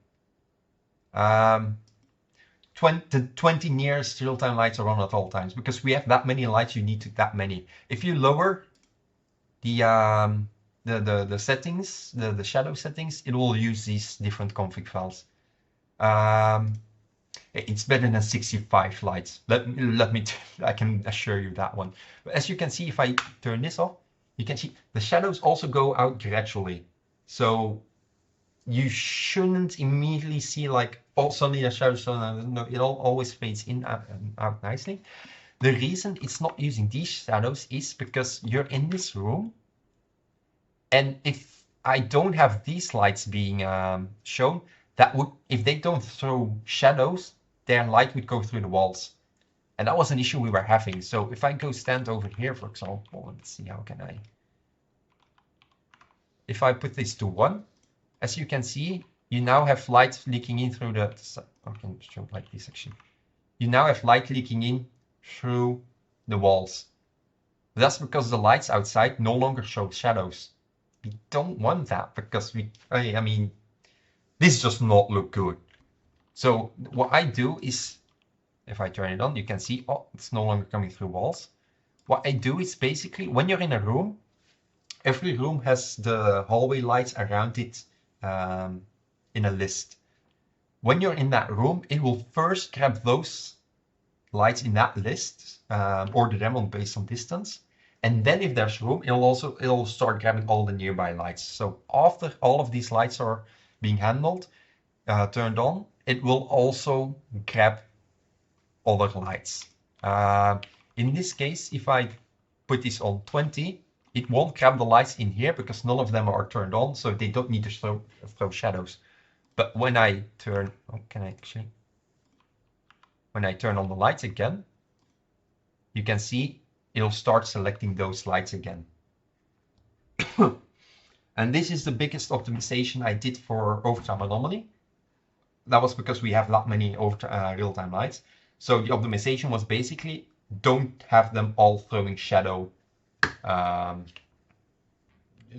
All of them don't. Okay, I was confused. I just saw something move by, but that's our friend, the Wandering Ghost. Look at him, it's just flowing there. So that's the biggest optimization I did. Don't have all the lights throw shadows, because the light at the other end of the office doesn't need to throw a shadow because you won't see it anyway. But they do need to be real-time lights because, well, otherwise I wouldn't be. Some of our anomalies rely on them being real-time, which allows us to toggle them, flicker them and such. And you can't do that if you don't have real-time lights.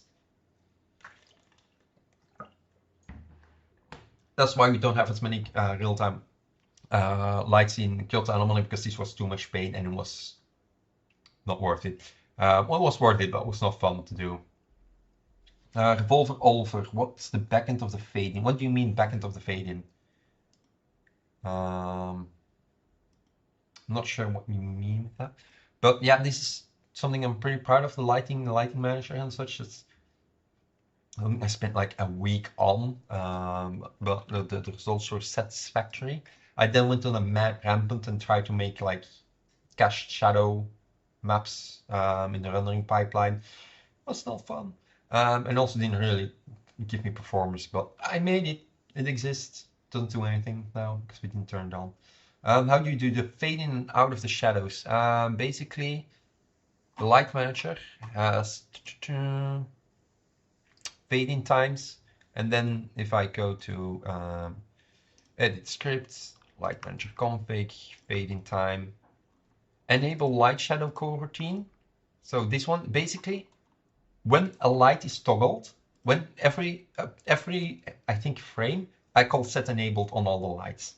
The values are sorted, and then like it'll sort them out in the distance, and basically the closest are set to true, the others are set to false. If they're already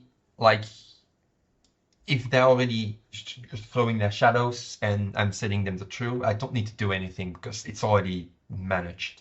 But if basically if it's shadow enabled, it's not the same as the new state, it will stop all coroutines. It'll start the coroutines, and then I'll basically use a coroutine. I just use coroutine so many times in a sentence. So enable light shadow coroutine. I set the type of shadow now needs to throw, and then as long as the shadow strength is not the requested shadow strength, I basically do this. So it's a time, like time delta time. Basically, it's a while loop, and it just over time moves the value of that shadow strength to the expected shadow strength, which in this case is true because it's enabling, but if it's disabling the light, it'll go to 0, which I think is up here, so as long as it's above 0. And that's how I fade in. But I made wrappers for this now, so I have a lot of easy fade coroutines. But yeah, coroutines. Basically how we do it.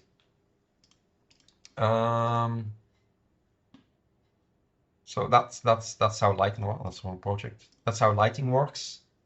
I need to get back into the flow. Stop getting distracted. Next, progression. How does progression work? If you open the progression thing, it's basically a scriptable object. Settings for each day. So the amount of tasks you have to do, first day you do 2 tasks, second day you do 3 tasks, third day you do 3 tasks as well, but then it's only 5 tasks, and 6 days all tasks.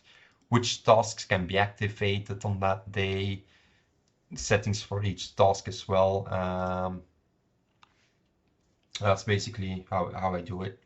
That's how our progression system works out, at least. And then the game scene basically gets loaded. If you go from day 1 to day 2, it'll load game scene 1 again, while also while giving along the number of the day. So it'll then say, oh, we're now loading day 2. It'll grab day 2 settings, load the scene, set all the initial settings basically, and then continue. Overall, why do you do it in coroutines instead of the update? I prefer doing these kind of things in coroutines because update is, else you have an update running every time.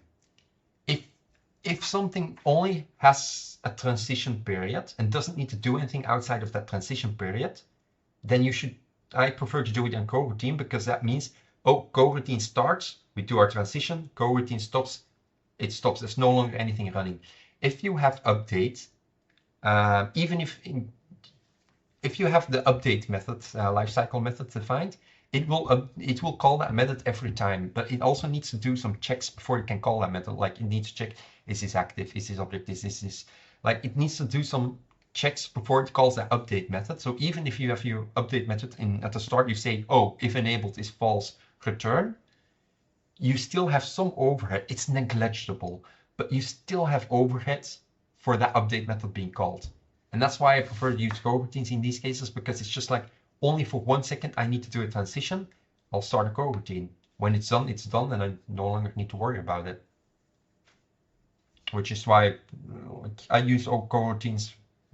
I prefer to use coroutines over updates even. If something doesn't need to check every second, of course. If it's just a while through loop in your coroutine, yeah, then I use updates. Okay, so that's likely as progression. The anomaly manager. Ooh, this is where the magic happens. So, a singleton, it's a manager. This handles all the spawning and disabling and reporting of anomalies. It's a lot. It does quite a bit, but to be fair, it's one of the core pillars of the game. If I open it, so it's a mono singleton, as I said. It listens to events. This is an old event listener system. Basically, we have an interface. You add it. It contains a struct, so what kind of event it is, the data for that event.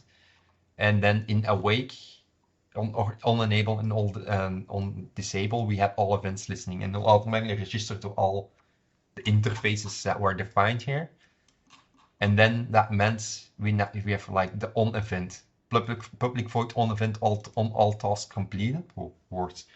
The data, and then every time that event gets triggered somewhere, this method will respond to it. So it's a singleton that also uses the event architecture. Best of both worlds, probably, maybe. Yeah, this does its thing. What it does is, how do I load the anomalies? How does it know which anomalies are defined? Is if you open the anomaly manager, below it you have all the different anomalies, and basically each game object is an anomaly here. So rotating painting anomaly, monitor static anomaly, file cabinet anomaly, material color change anomaly, wrong elevator anomaly, door turns into a wall anomaly. Some names were more creative than others. Hallway flicker anomaly, matter, and like for example matter placements, we had a few different examples of this. Basically I create a base anomaly. It's an abstract class. It extends, all my anomalies extend from that base class, and then I assign that to a game object. And at the start of the game, the anomaly manager goes through all its children, finds all the anomalies, puts them in a list, orders them based on severity, puts them in buckets basically. And then I just have to like go through that list whenever I want to activate a new one, which is report. So this is a coroutine. This could have been an update, I suppose, as well. Basically, well, true. If time until next anomaly, if there's still time left before next anomaly, we just reduce the time by delta time and we return. We reset the time. If we have more than 7 anomalies active, we don't spawn a new one, so you can only have 7 anomalies active. We grab a new one from the list. Basically just a method that goes through the anomalies, checks which severities are allowed, because the first days aren't allowed more difficult anomalies yet. Then it will also check like last activated anomalies. I think I keep track of the last 5 anomalies that were activated. If they were recently activated, I don't want to reactivate them yet, like just to make sure you don't have the same anomaly over and over. And then I just grab one at random out of that list. And then I return that. We also have like a system of basically every time an entity is not spawned, will increase the odds of an entity spawning, so that you have entities more often, because people complain that there were not enough entities, so we added this, and then people complained there were too many entities, and then they stayed. C'est la vie. I then set the anomaly active. I do some things with that, and then this is how we call in the old event manager. This is how we triggered an event. So we have the struct. It has a static trigger method. You invoke it. You give it the data. It sets itself on a static event, just so you basically allows spooling. So you don't this means that an event gets reused, and it's not just like a new struct gets created every time. And then we trigger the event by telling the event manager like, hey, this event is here, go do your thing. And that's how our anomaly manager works. I keep opening the wrong project.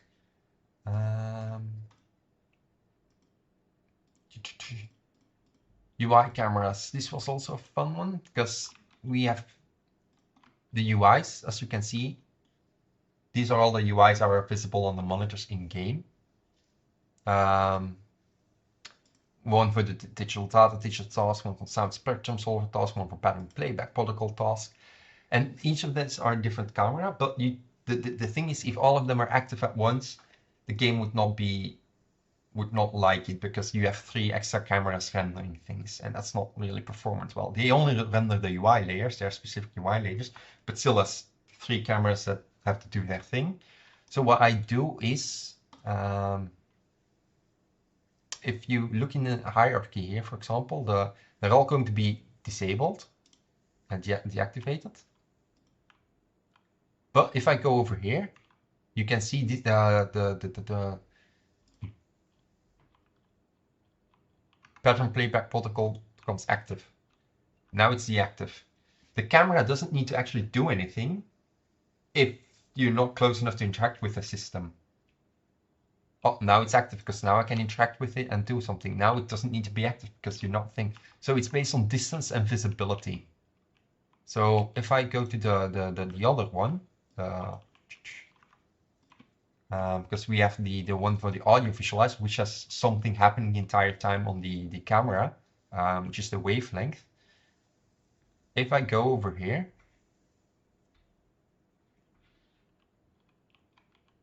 it's playing. But the moment I go behind the door, it deactivates itself again. So it's only active when you're looking at it and close by. Performance reasons. I have to open the door because there's a cat.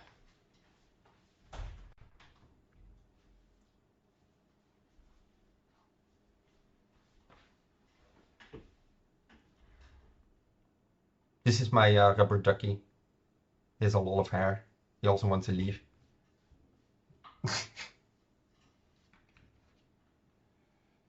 Yeah.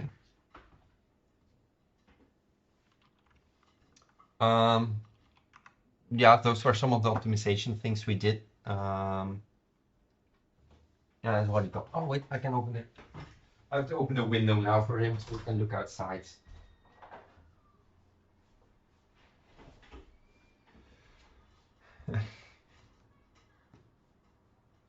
How does a cat know you're there if it can't trace you?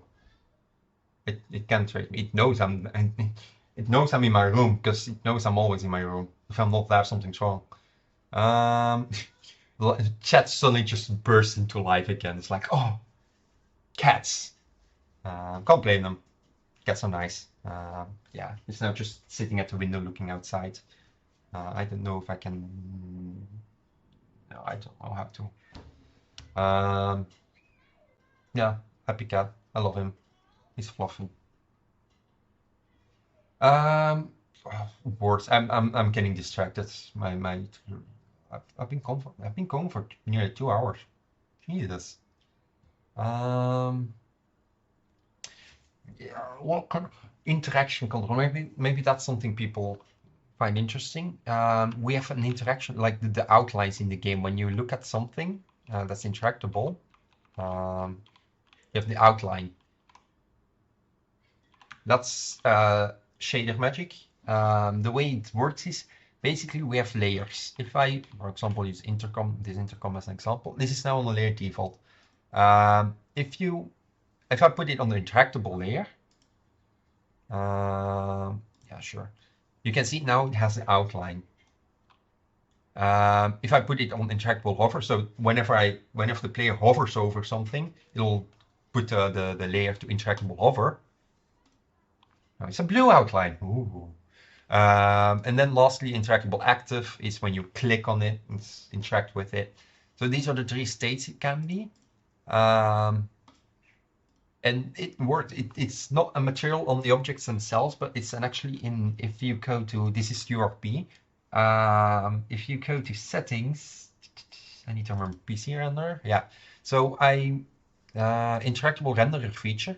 I made it a custom renderer feature. You can also use the render objects pass.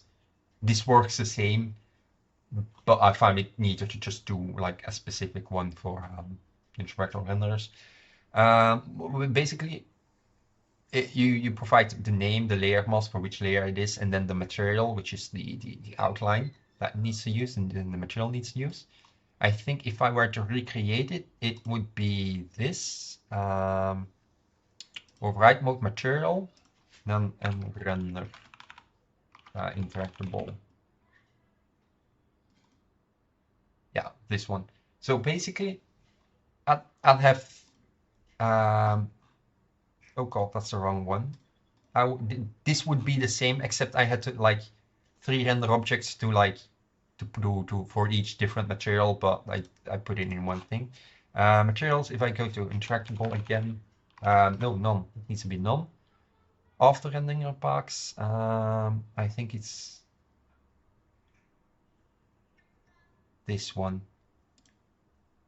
Pretty sure it's this thing. So what this does is basically, before it renders this object, it will change the material, render the object, and then I disable I set the material back to normal.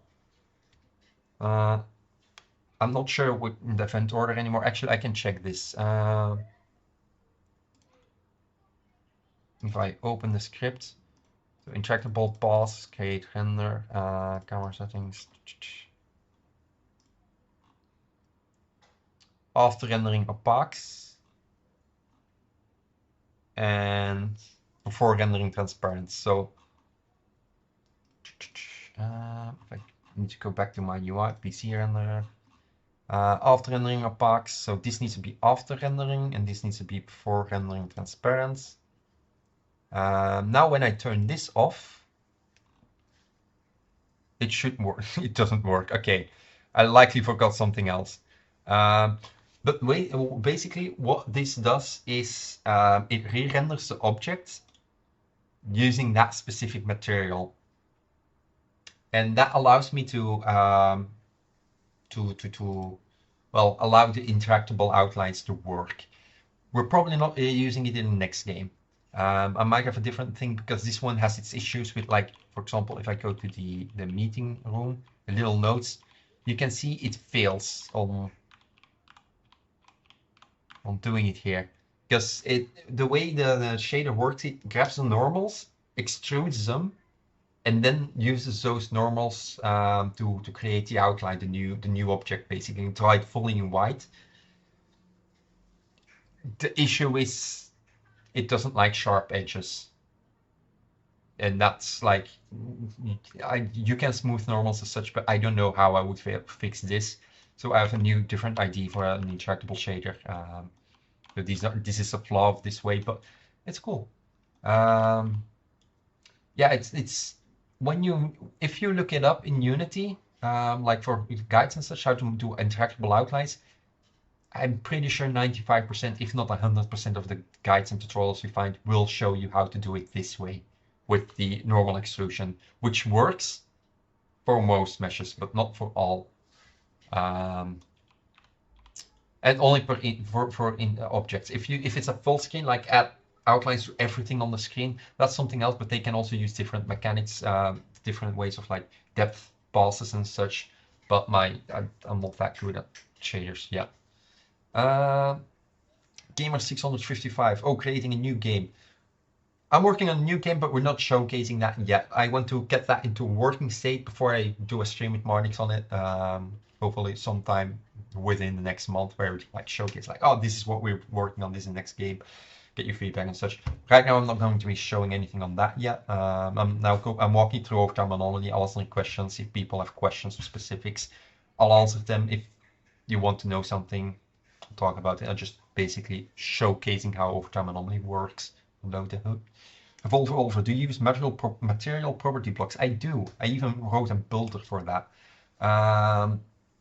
I do use material property blocks, and the thing is that you can't use that for this because it's a different material you need to apply, but you don't need to apply that material for the entire object for the mesh itself because it uses a custom. If I, for example, go to the go to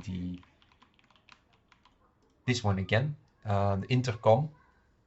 I open it, I look at the mesh materials. It has like its own shader graph thing, but that's not the interactable shader. So I can't just override the parameters with a material property block. But I do prefer to use material property blocks, but it's just cleaner. There's a great GDC talk from guys who made Manifold Card about a better way to do outline shapes. I know there are better ways to do it and such, but I don't know how to do it in Unity shader graph because my knowledge is still relatively limited. But what I am looking at is if I go to Amplify Shader Editor, manual. I'm using this for the next project. We already had this for Overtime Alone, but I never imported and tried it. And I opened it in the new project, like, God damn, why didn't I do that? I like it. It's much nicer to work with. But they have templates. No, not samples. URP shader. Highlight animated. Magnify image. So I am looking at doing this for interactables in the next project. So instead of it being outlines around the object, it's going to be the object itself is going to be highlighted, which means that you no longer have like worked with normal extrusion. And I think, for example, if you have like multiple smaller objects next to each other with normal extrusion, like the outlines, it's going to be very cluttered. Whereas this, you're limited to the space of the object itself and should scale better with like different model types and sizes. So this is probably what we'll be pivoting to for the next game. Also, the fact that the next game is going to be HDRP, so I also can't just copy paste shader the way I do it here. Now, how does the shader work? Interactable outline. Look at this beauty that I wrote.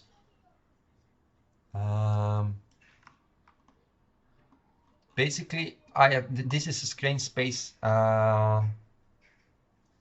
Yeah, the outline, it worked, but it was also it had its flaws. And the thing is, in Overtime Anomaly and Kyoto Anomaly, they were not pivotal enough. They were not important enough to the project to actually spend more effort and time into it. Because I spent like a day or 2, 3 to try and rework it in something better, but I couldn't get it to work. So I kind of just dropped it because it worked good enough.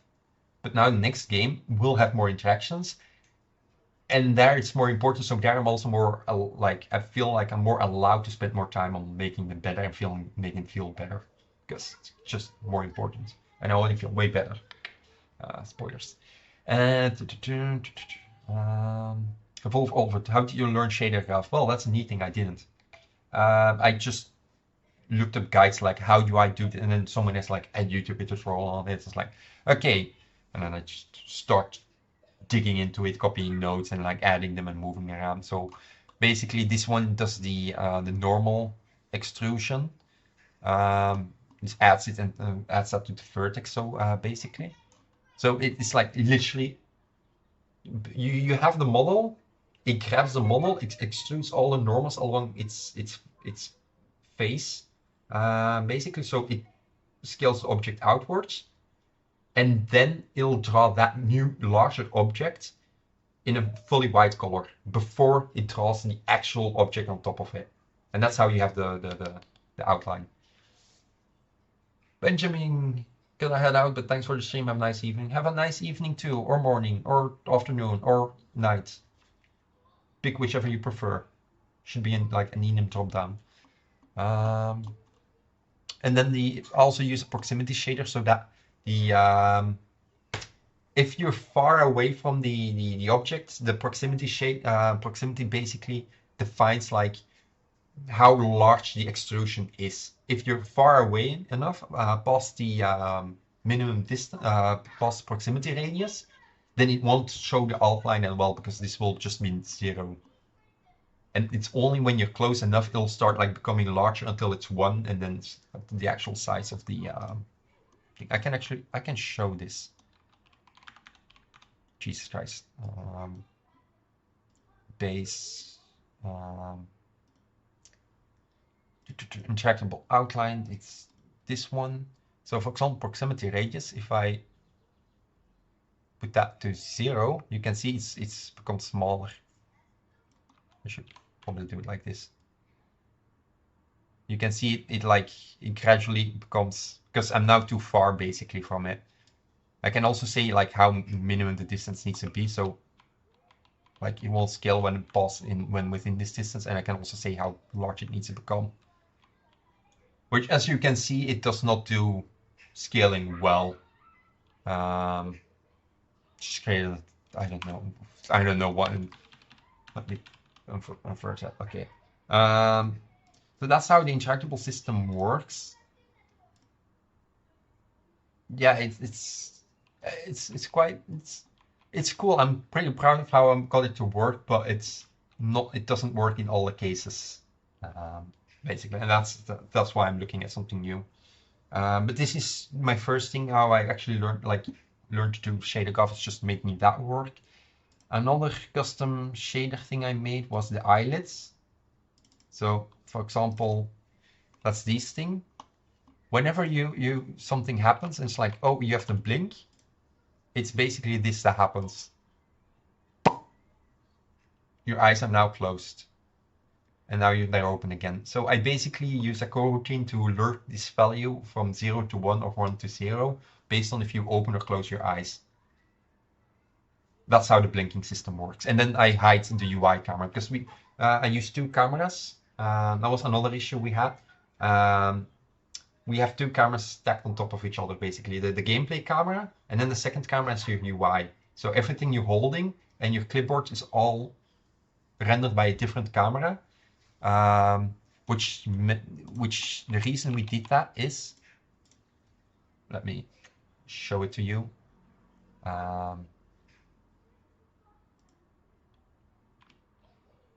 Stand up. So I have my clipboard here. If I go to my clipboard, which is in camera rig, camera HUD clipboard, that's being rendered by HUD. If I put that on default, so it's now, well, first of all, FOV influences it now, but I also clipboard's gone. Oh, there. I think people can. I think this describes the issue when the same camera renders everything. But that's why we had the HUD camera, the second camera, basically renders everything that's on the HUD. And then no matter, like, you can't put these through the walls because the HUD's being rendered on top of the camera.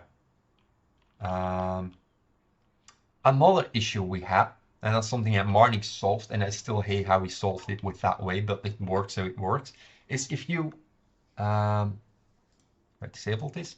This is the clipboard. Clipboard clips all the time. You see the other issue with the clipboard now? It's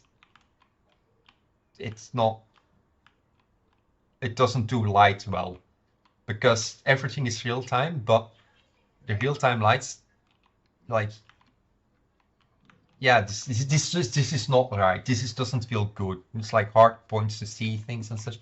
Even walking through the hallway had like moments where it just becomes so dark for some reason. Like, oh, damn it, how do I solve it? Game or games. This is really hell unusual. Thank you so much, but I gotta get back to my game now. I'll watch the rest later. Good luck on your game, whatever it is. You'll do great. At one point, Marnix just said to me like, "Oh, but what if you just strap the player a light to the player's face?" We did that and it just worked. So basically the player has a light strapped to his face at all times. Exactly, that's what we did. It's just strapped to the player's face. So we still have like the surroundings, throw some extra light on it and such, but you always have a basic light being applied to all objects in your inventory and such. It doesn't do anything on Anomaly. So for example, it doesn't throw shadows. So it's already not that, like, it doesn't cost too much performance because it's not doing shadows. And it's also rendering only on light layer 1. If I put this on default, you can now see, oh, the flashlight.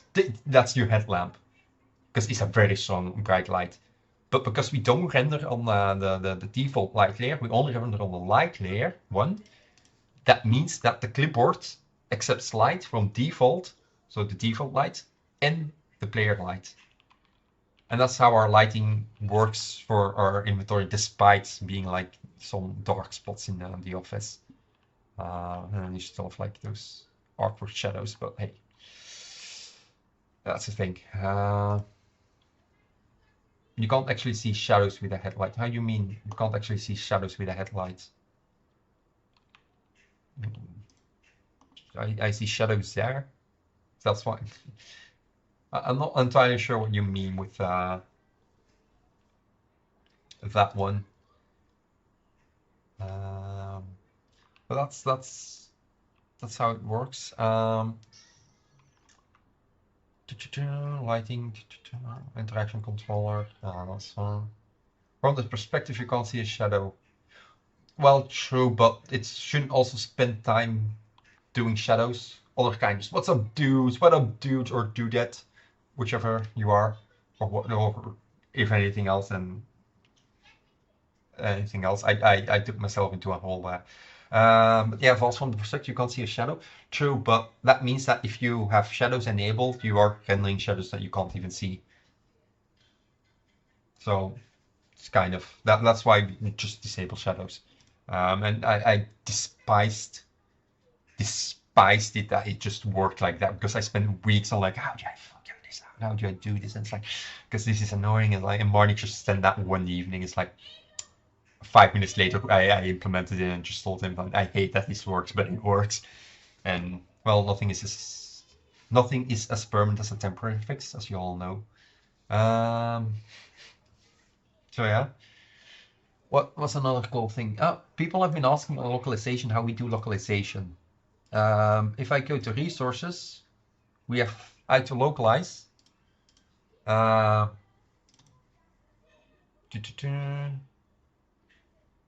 If I go to Python games, Anomaly. This one is for Kyoto Anomaly, but this is basically a Google Doc that then people like that that I2Localize pulls in. You can have it like fetch this Google Doc sheet, and then it has like your key, and then per language translation of that key. That's how that works basically. You also have fonts. So for example, there's a category, nothing, fonts. And that's basically the different fonts we have in the game. Because for example, some languages have different characters. So Japanese, Chinese, Russian, and Korean, they all use a different language font. And that this allows us to also localize the fonts, basically. So if we say, oh, I have to localize, we're now playing in German, it'll take the English display font and cap the term like for that text field. So for example, if I look at intercom, um, intercom tooltip, title, if I grab the title, this has an I to localize script on it. You just have to add this to the script. You can select the term it has. You can also do this through script and such, but this is always going to be this term. So tutorial, intercom. And then as secondary, we just said font regular. So that's a font type it use. And then if, for example, the player selects Japanese, it will set the text to this, the text being a text mesh pro field. And secondary, it will put Japanese, it will put the font to Japanese display. As you can see, this turned to Japanese and, well, this turned to Japanese. I don't know why it suddenly did that, actually. I don't like the asset that much for some reason. Oh, no, oh, it's because if you click here, I see. So you can see it's now updating this live. We can then do that through code as well. When you change it in the drop down, select Japanese, font asset is changed. That's how we do localization. I am planning on looking at how Unity's localization, because apparently it's been updated and better now. Going to be looking at it, see how it works, and might just add it. Yeah, no, it overflows. Whoops. That's a fun part of localization. Placing, spacing, just every language has a different size. And as we all know, size doesn't matter, but it does matter for translations. But yeah, that's how we do our localization. Because I know people that ask about that. Yeah, German's pretty long. German is long, but then you also have like the like Japanese, just the symbols and such. Also, is like, because that's just a different font you have to use suddenly, and then like if one font doesn't correctly swap over, and it's Marnix does a lot of it for localization. I do localization, but I let Marnix translate and figure out fonts. That's he can do that. Credits. Oh, credits. I can show credits. I think Marnix has shown credits. This basically results in our credits. This is all the data for showing our credits. Oh, yeah, well, that train has long left the station. I don't think, unless something game-breaking happens, I don't think Overtime Alone is going to get updated. Because we still provide support in that if something is broken, as in it doesn't work anymore, then we will fix that. But it's like, it's a translation issue. Like, okay, yeah, we haven't seen anyone report it even, so it's like, well, we can live with it for now. But yeah, so this is all the data for credits. And if we go to Bite Me Games, Swisscode, no, not Swisscode, credits editor. Oh, good to know what state you're at. Oh, we this game released like a month or 2 months ago, I guess. I think. I don't know. When did Overtime Anomaly release? I don't remember. Overtime Anomaly. My brain not good. March. So 2 months ago. The game released 2 months ago. It's shipped. It's doing well. Not too many bug reports at least. So. But if I open Credit Editor, look at this beauty that I made. I know it doesn't look good, but hey, it worked. It's functional. Marnie can make credits with this. It's all that matters, right? But yeah, this is a custom editor window I made for making the credits in games, because we will be doing that in many games as well. And basically it works with block systems. So for example, a duration block. So for, duration is a background block. which changes the background. So I can say, oh, then the image, just a logo, which size it has to be, some white space, so you've got some spacing. Then we change the font to a specific font, specific color, specific size. The title, we change the size of the font, more white space. That's basically a title box, so a text box, so name. So the left you have the title of like who did this. So in this case, the development, and then the person, the names for those things. And then I can just right click. Oh, you know what? I want to change the background color after this again. So I do this. I say, oh yeah, color should be white. Duration 1 over 1 second, it should turn to white. And then when the credits start playing, it basically, at the start, it creates blocks for all of these credits, like actual blocks in the hierarchy. Then it'll start scrolling everything up. And whenever something appears into view, it will check that as well and let that block know. So in these cases, these don't actually have any space in these are just 0 high. So these blocks in the credits. But when they become visible, they will trigger their effect. So in this case, they would change the font of all the blocks after it. And this would mean, as the moment this block gets hit, it will start fading the background to white.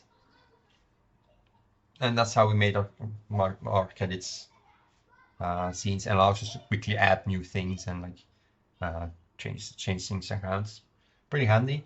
Tal, do you have any recommendation where to learn making custom editor tools? Not really. I just made these.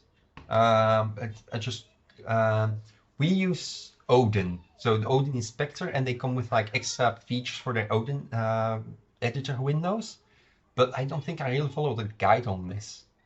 I just sort of like, oh, how do I want to do this? Oh, blocks. Okay, I'll add blocks and then just start making them. So I don't have any recommendations, sadly. Sorry. Stay hydrated, kids. And adults. Hydration is very important. But yeah, that's credits. I think I'm gonna slowly wrap it up because I've shown most things specific to overtime anomaly at least. So if people still have questions, I'll gladly answer them. But else I'm gonna start wrapping it up. I've somehow been talking for 2 hours and 15 minutes. Can't complain that. Going long enough. So yeah. Specific tools or interactions you wanted to implement but never did. For overtime anomaly, not sure. I know I tried to fix the outlines to make them like better, but I don't know if I ever had something. Oh, I want to do that, but never actually did. Because the most important thing I added was, of course, like you can interact with the toilets. Very important. I don't think there was anything in overtime anomaly where it's like, I want to do this, but never got the time to it. I think if I had something like that, I just did it anyway. No, I think that's that. How does your UI handle different monitor aspect ratios? Well, in Unity, I think it's very easy to do. At least that's what I do, and then Marnix doesn't complain that it doesn't work. Marnix is an ultra wide, so we can test it quickly. When we make a UI, what we do is if you canvas, so for example here, that's probably the worst canvas to do it for. Pause menu. So screen space overlay, scale with screen size. So canvas scaler, you just set scale with screen size. You select, we use 1920 to 1080 as the target ratio. You do match width or height, and you just put that to height. And then it just scales it. It's fine. Okay, this is really not a good example of the scaling apparently. Oh no, wait, no, it might be. So you can see, if I then put this to 1610, full HD, 4K Ultra HD, QHD, No matter which one I select here, it works free aspect I can do. And it's like it will break eventually, but there's only so much you can do for that. But it handles it handles it in most cases. So that's just what we have to do. The canvas scaler basically does all the work. Um, at least it works for white, ultra whites and such. Which that's a benefit of Marnix. He has an ultra white, so we always like this needs to work on here, and then we make it work, and then it handles most cases. Um, yeah. Are there any other questions? Because I think I've shown everything in Overtime Anomaly. There are other things I thought about showing, but most of them have moved on and been polished in Swiss code. So I would look at that in Swiss code rather with the new version than show you like, oh yeah, this is how we did it before. But now we no longer do it like this because we've got a better way. Um, what is something that Marnix wanted but you had to shut down because it wasn't possible within time? Trade, no. Um, what was there? I think I don't. He wanted more entities, but the entities took so much time to make, and also wasn't really good with animations. And still, I'm not great, but I'm learning how animations work, so that goes better now. But I th I think we wanted more entities, but we didn't really get around to making more. I think I didn't really have to shut much down, at least. I think we were very well aligned in what we wanted and the scope, and the scope got creeped, but within acceptable parameters, and like we pivoted to this new scope creep and made it fit within the game. I don't think we were like, oh, but then we can do this, and like I don't think we went too far off the rails, at least. Trains, yes, trains.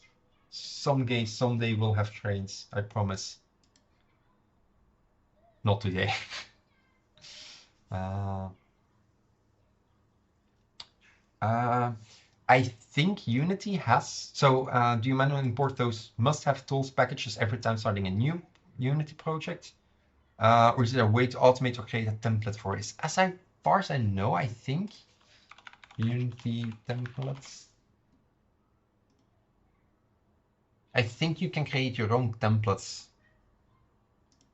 So it's pre-selected settings and such that you can do, and also like which assets should be in there. I think you can make your own. What we do is we have Swiss codes.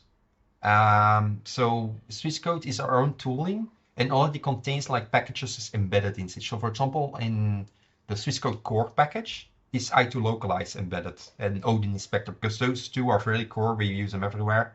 So we have that. And then we just add that package to our thing. So for example, if I now go to window, so this is using the new one. The old one was not a great Swiss code. But the new one, for example, if you look over here, Kyoto Anomaly used Swiss code agent, Swiss code anime, Swiss code, this one is going to get deprecated. I'm starting to accept mechanism. Swiss code audio, for all our audio needs, agent was the pathfinding and contains A-star pathfinding pro as well. Swiss code core, which contains everything that's like the importance, utilities, etc. Credits for making credits and showing them. Query system, my sequences, and Steam. So these are all packages. We add them where what we need, and it automatically adds any dependencies as well. So we don't have to add too many packages manually to the project. At least like the important ones are automatically embedded in Swiss code core. Other kinds. Do you have any pre-made engine recommendations like Cousins, FPS engine in Unity, but others for making walking simulator type games? I do not, and I actually don't like those kind of things. But Songs of Nevermade was used top-down engine as the base for its systems and such. And I think if I would have to remake Songs of Everjade, I would not use it anymore. Because sure, it does a lot for you under the hood, But the moment you go off the rails, you start working against that framework.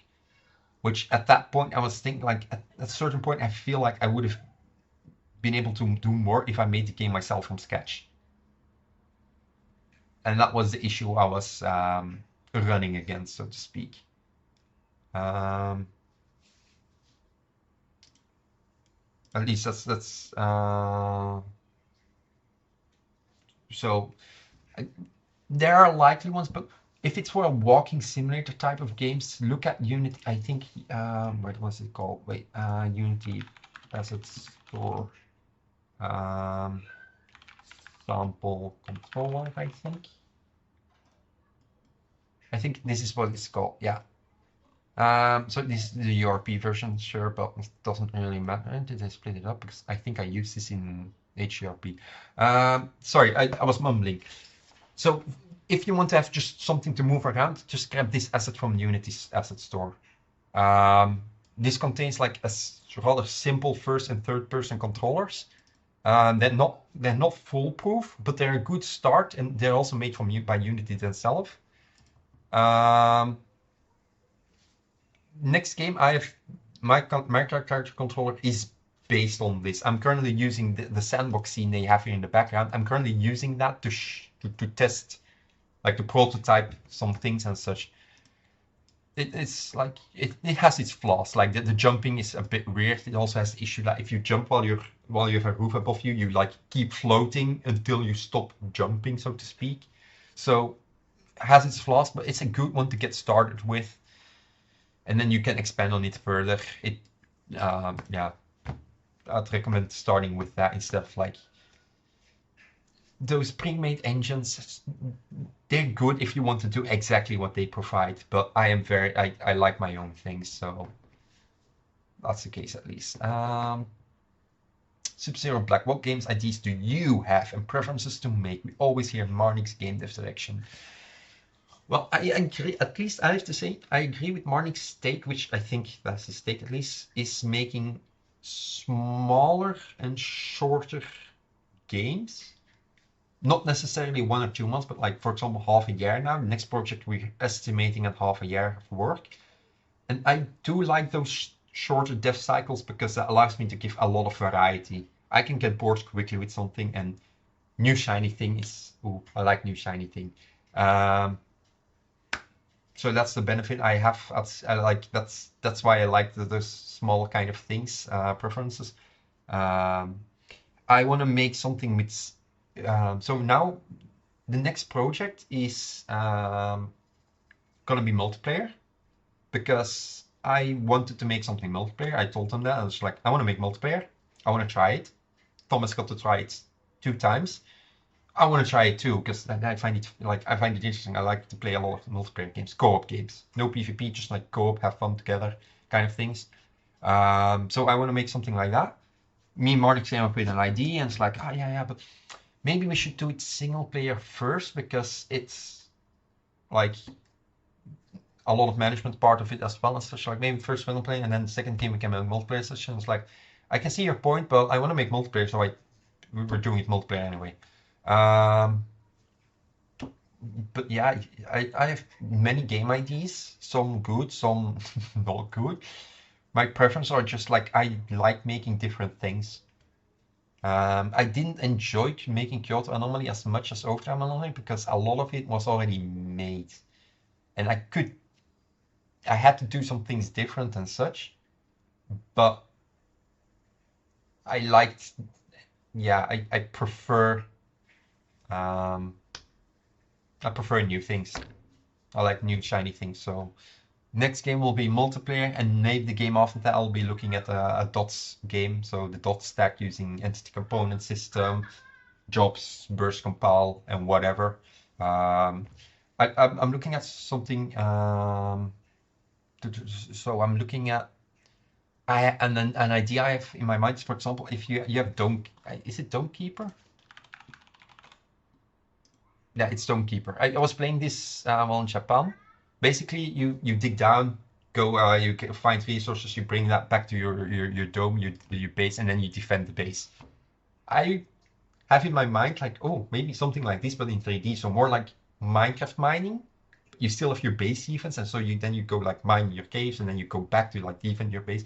Basically, this but make it 3D with voxels, and that would be a perfect use case for dots because voxels is a lot of entities, and you can do that in game behaviors, but it's better to do something like that with the dot stack. So that's one of the ideas I have, and we'll get to that someday. TM, maybe we'll see.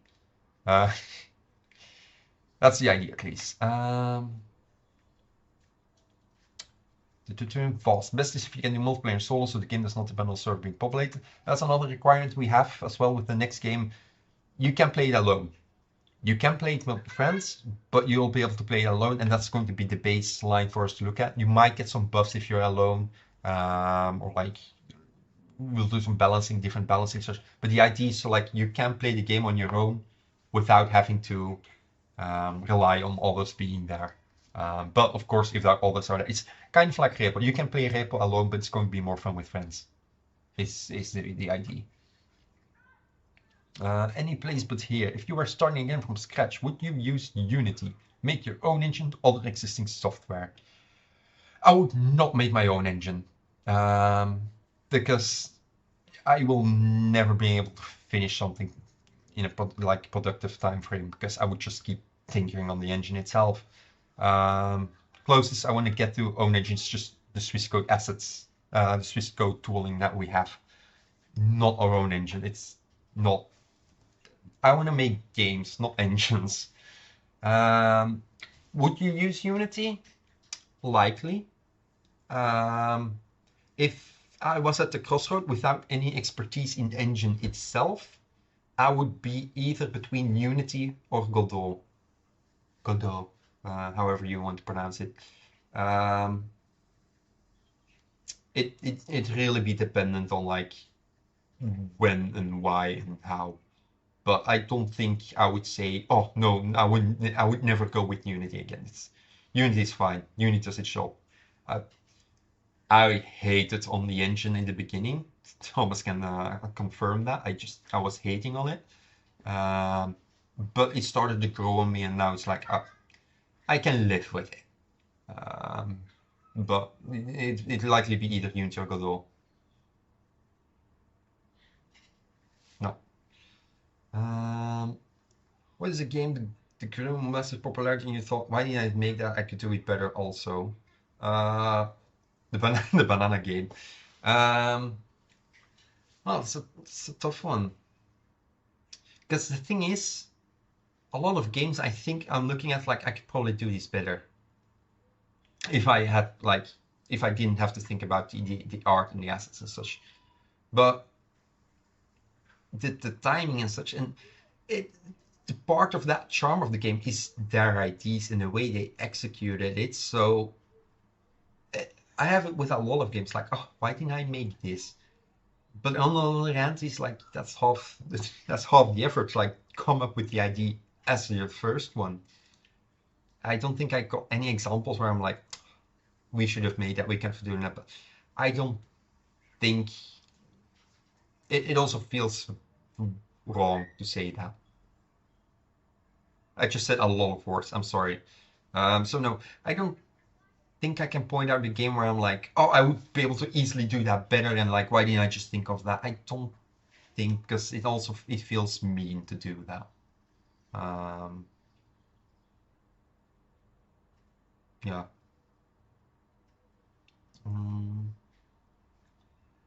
Yeah, I think I'm going to slowly wrap it up here. Because I managed to talk for 2 hours and a half, 2 hours and a half. The thing is, it's like I'm not in game dev long enough, so I haven't really seen genres pass. The only game that I wouldn't be able to do Repo any better, but huh?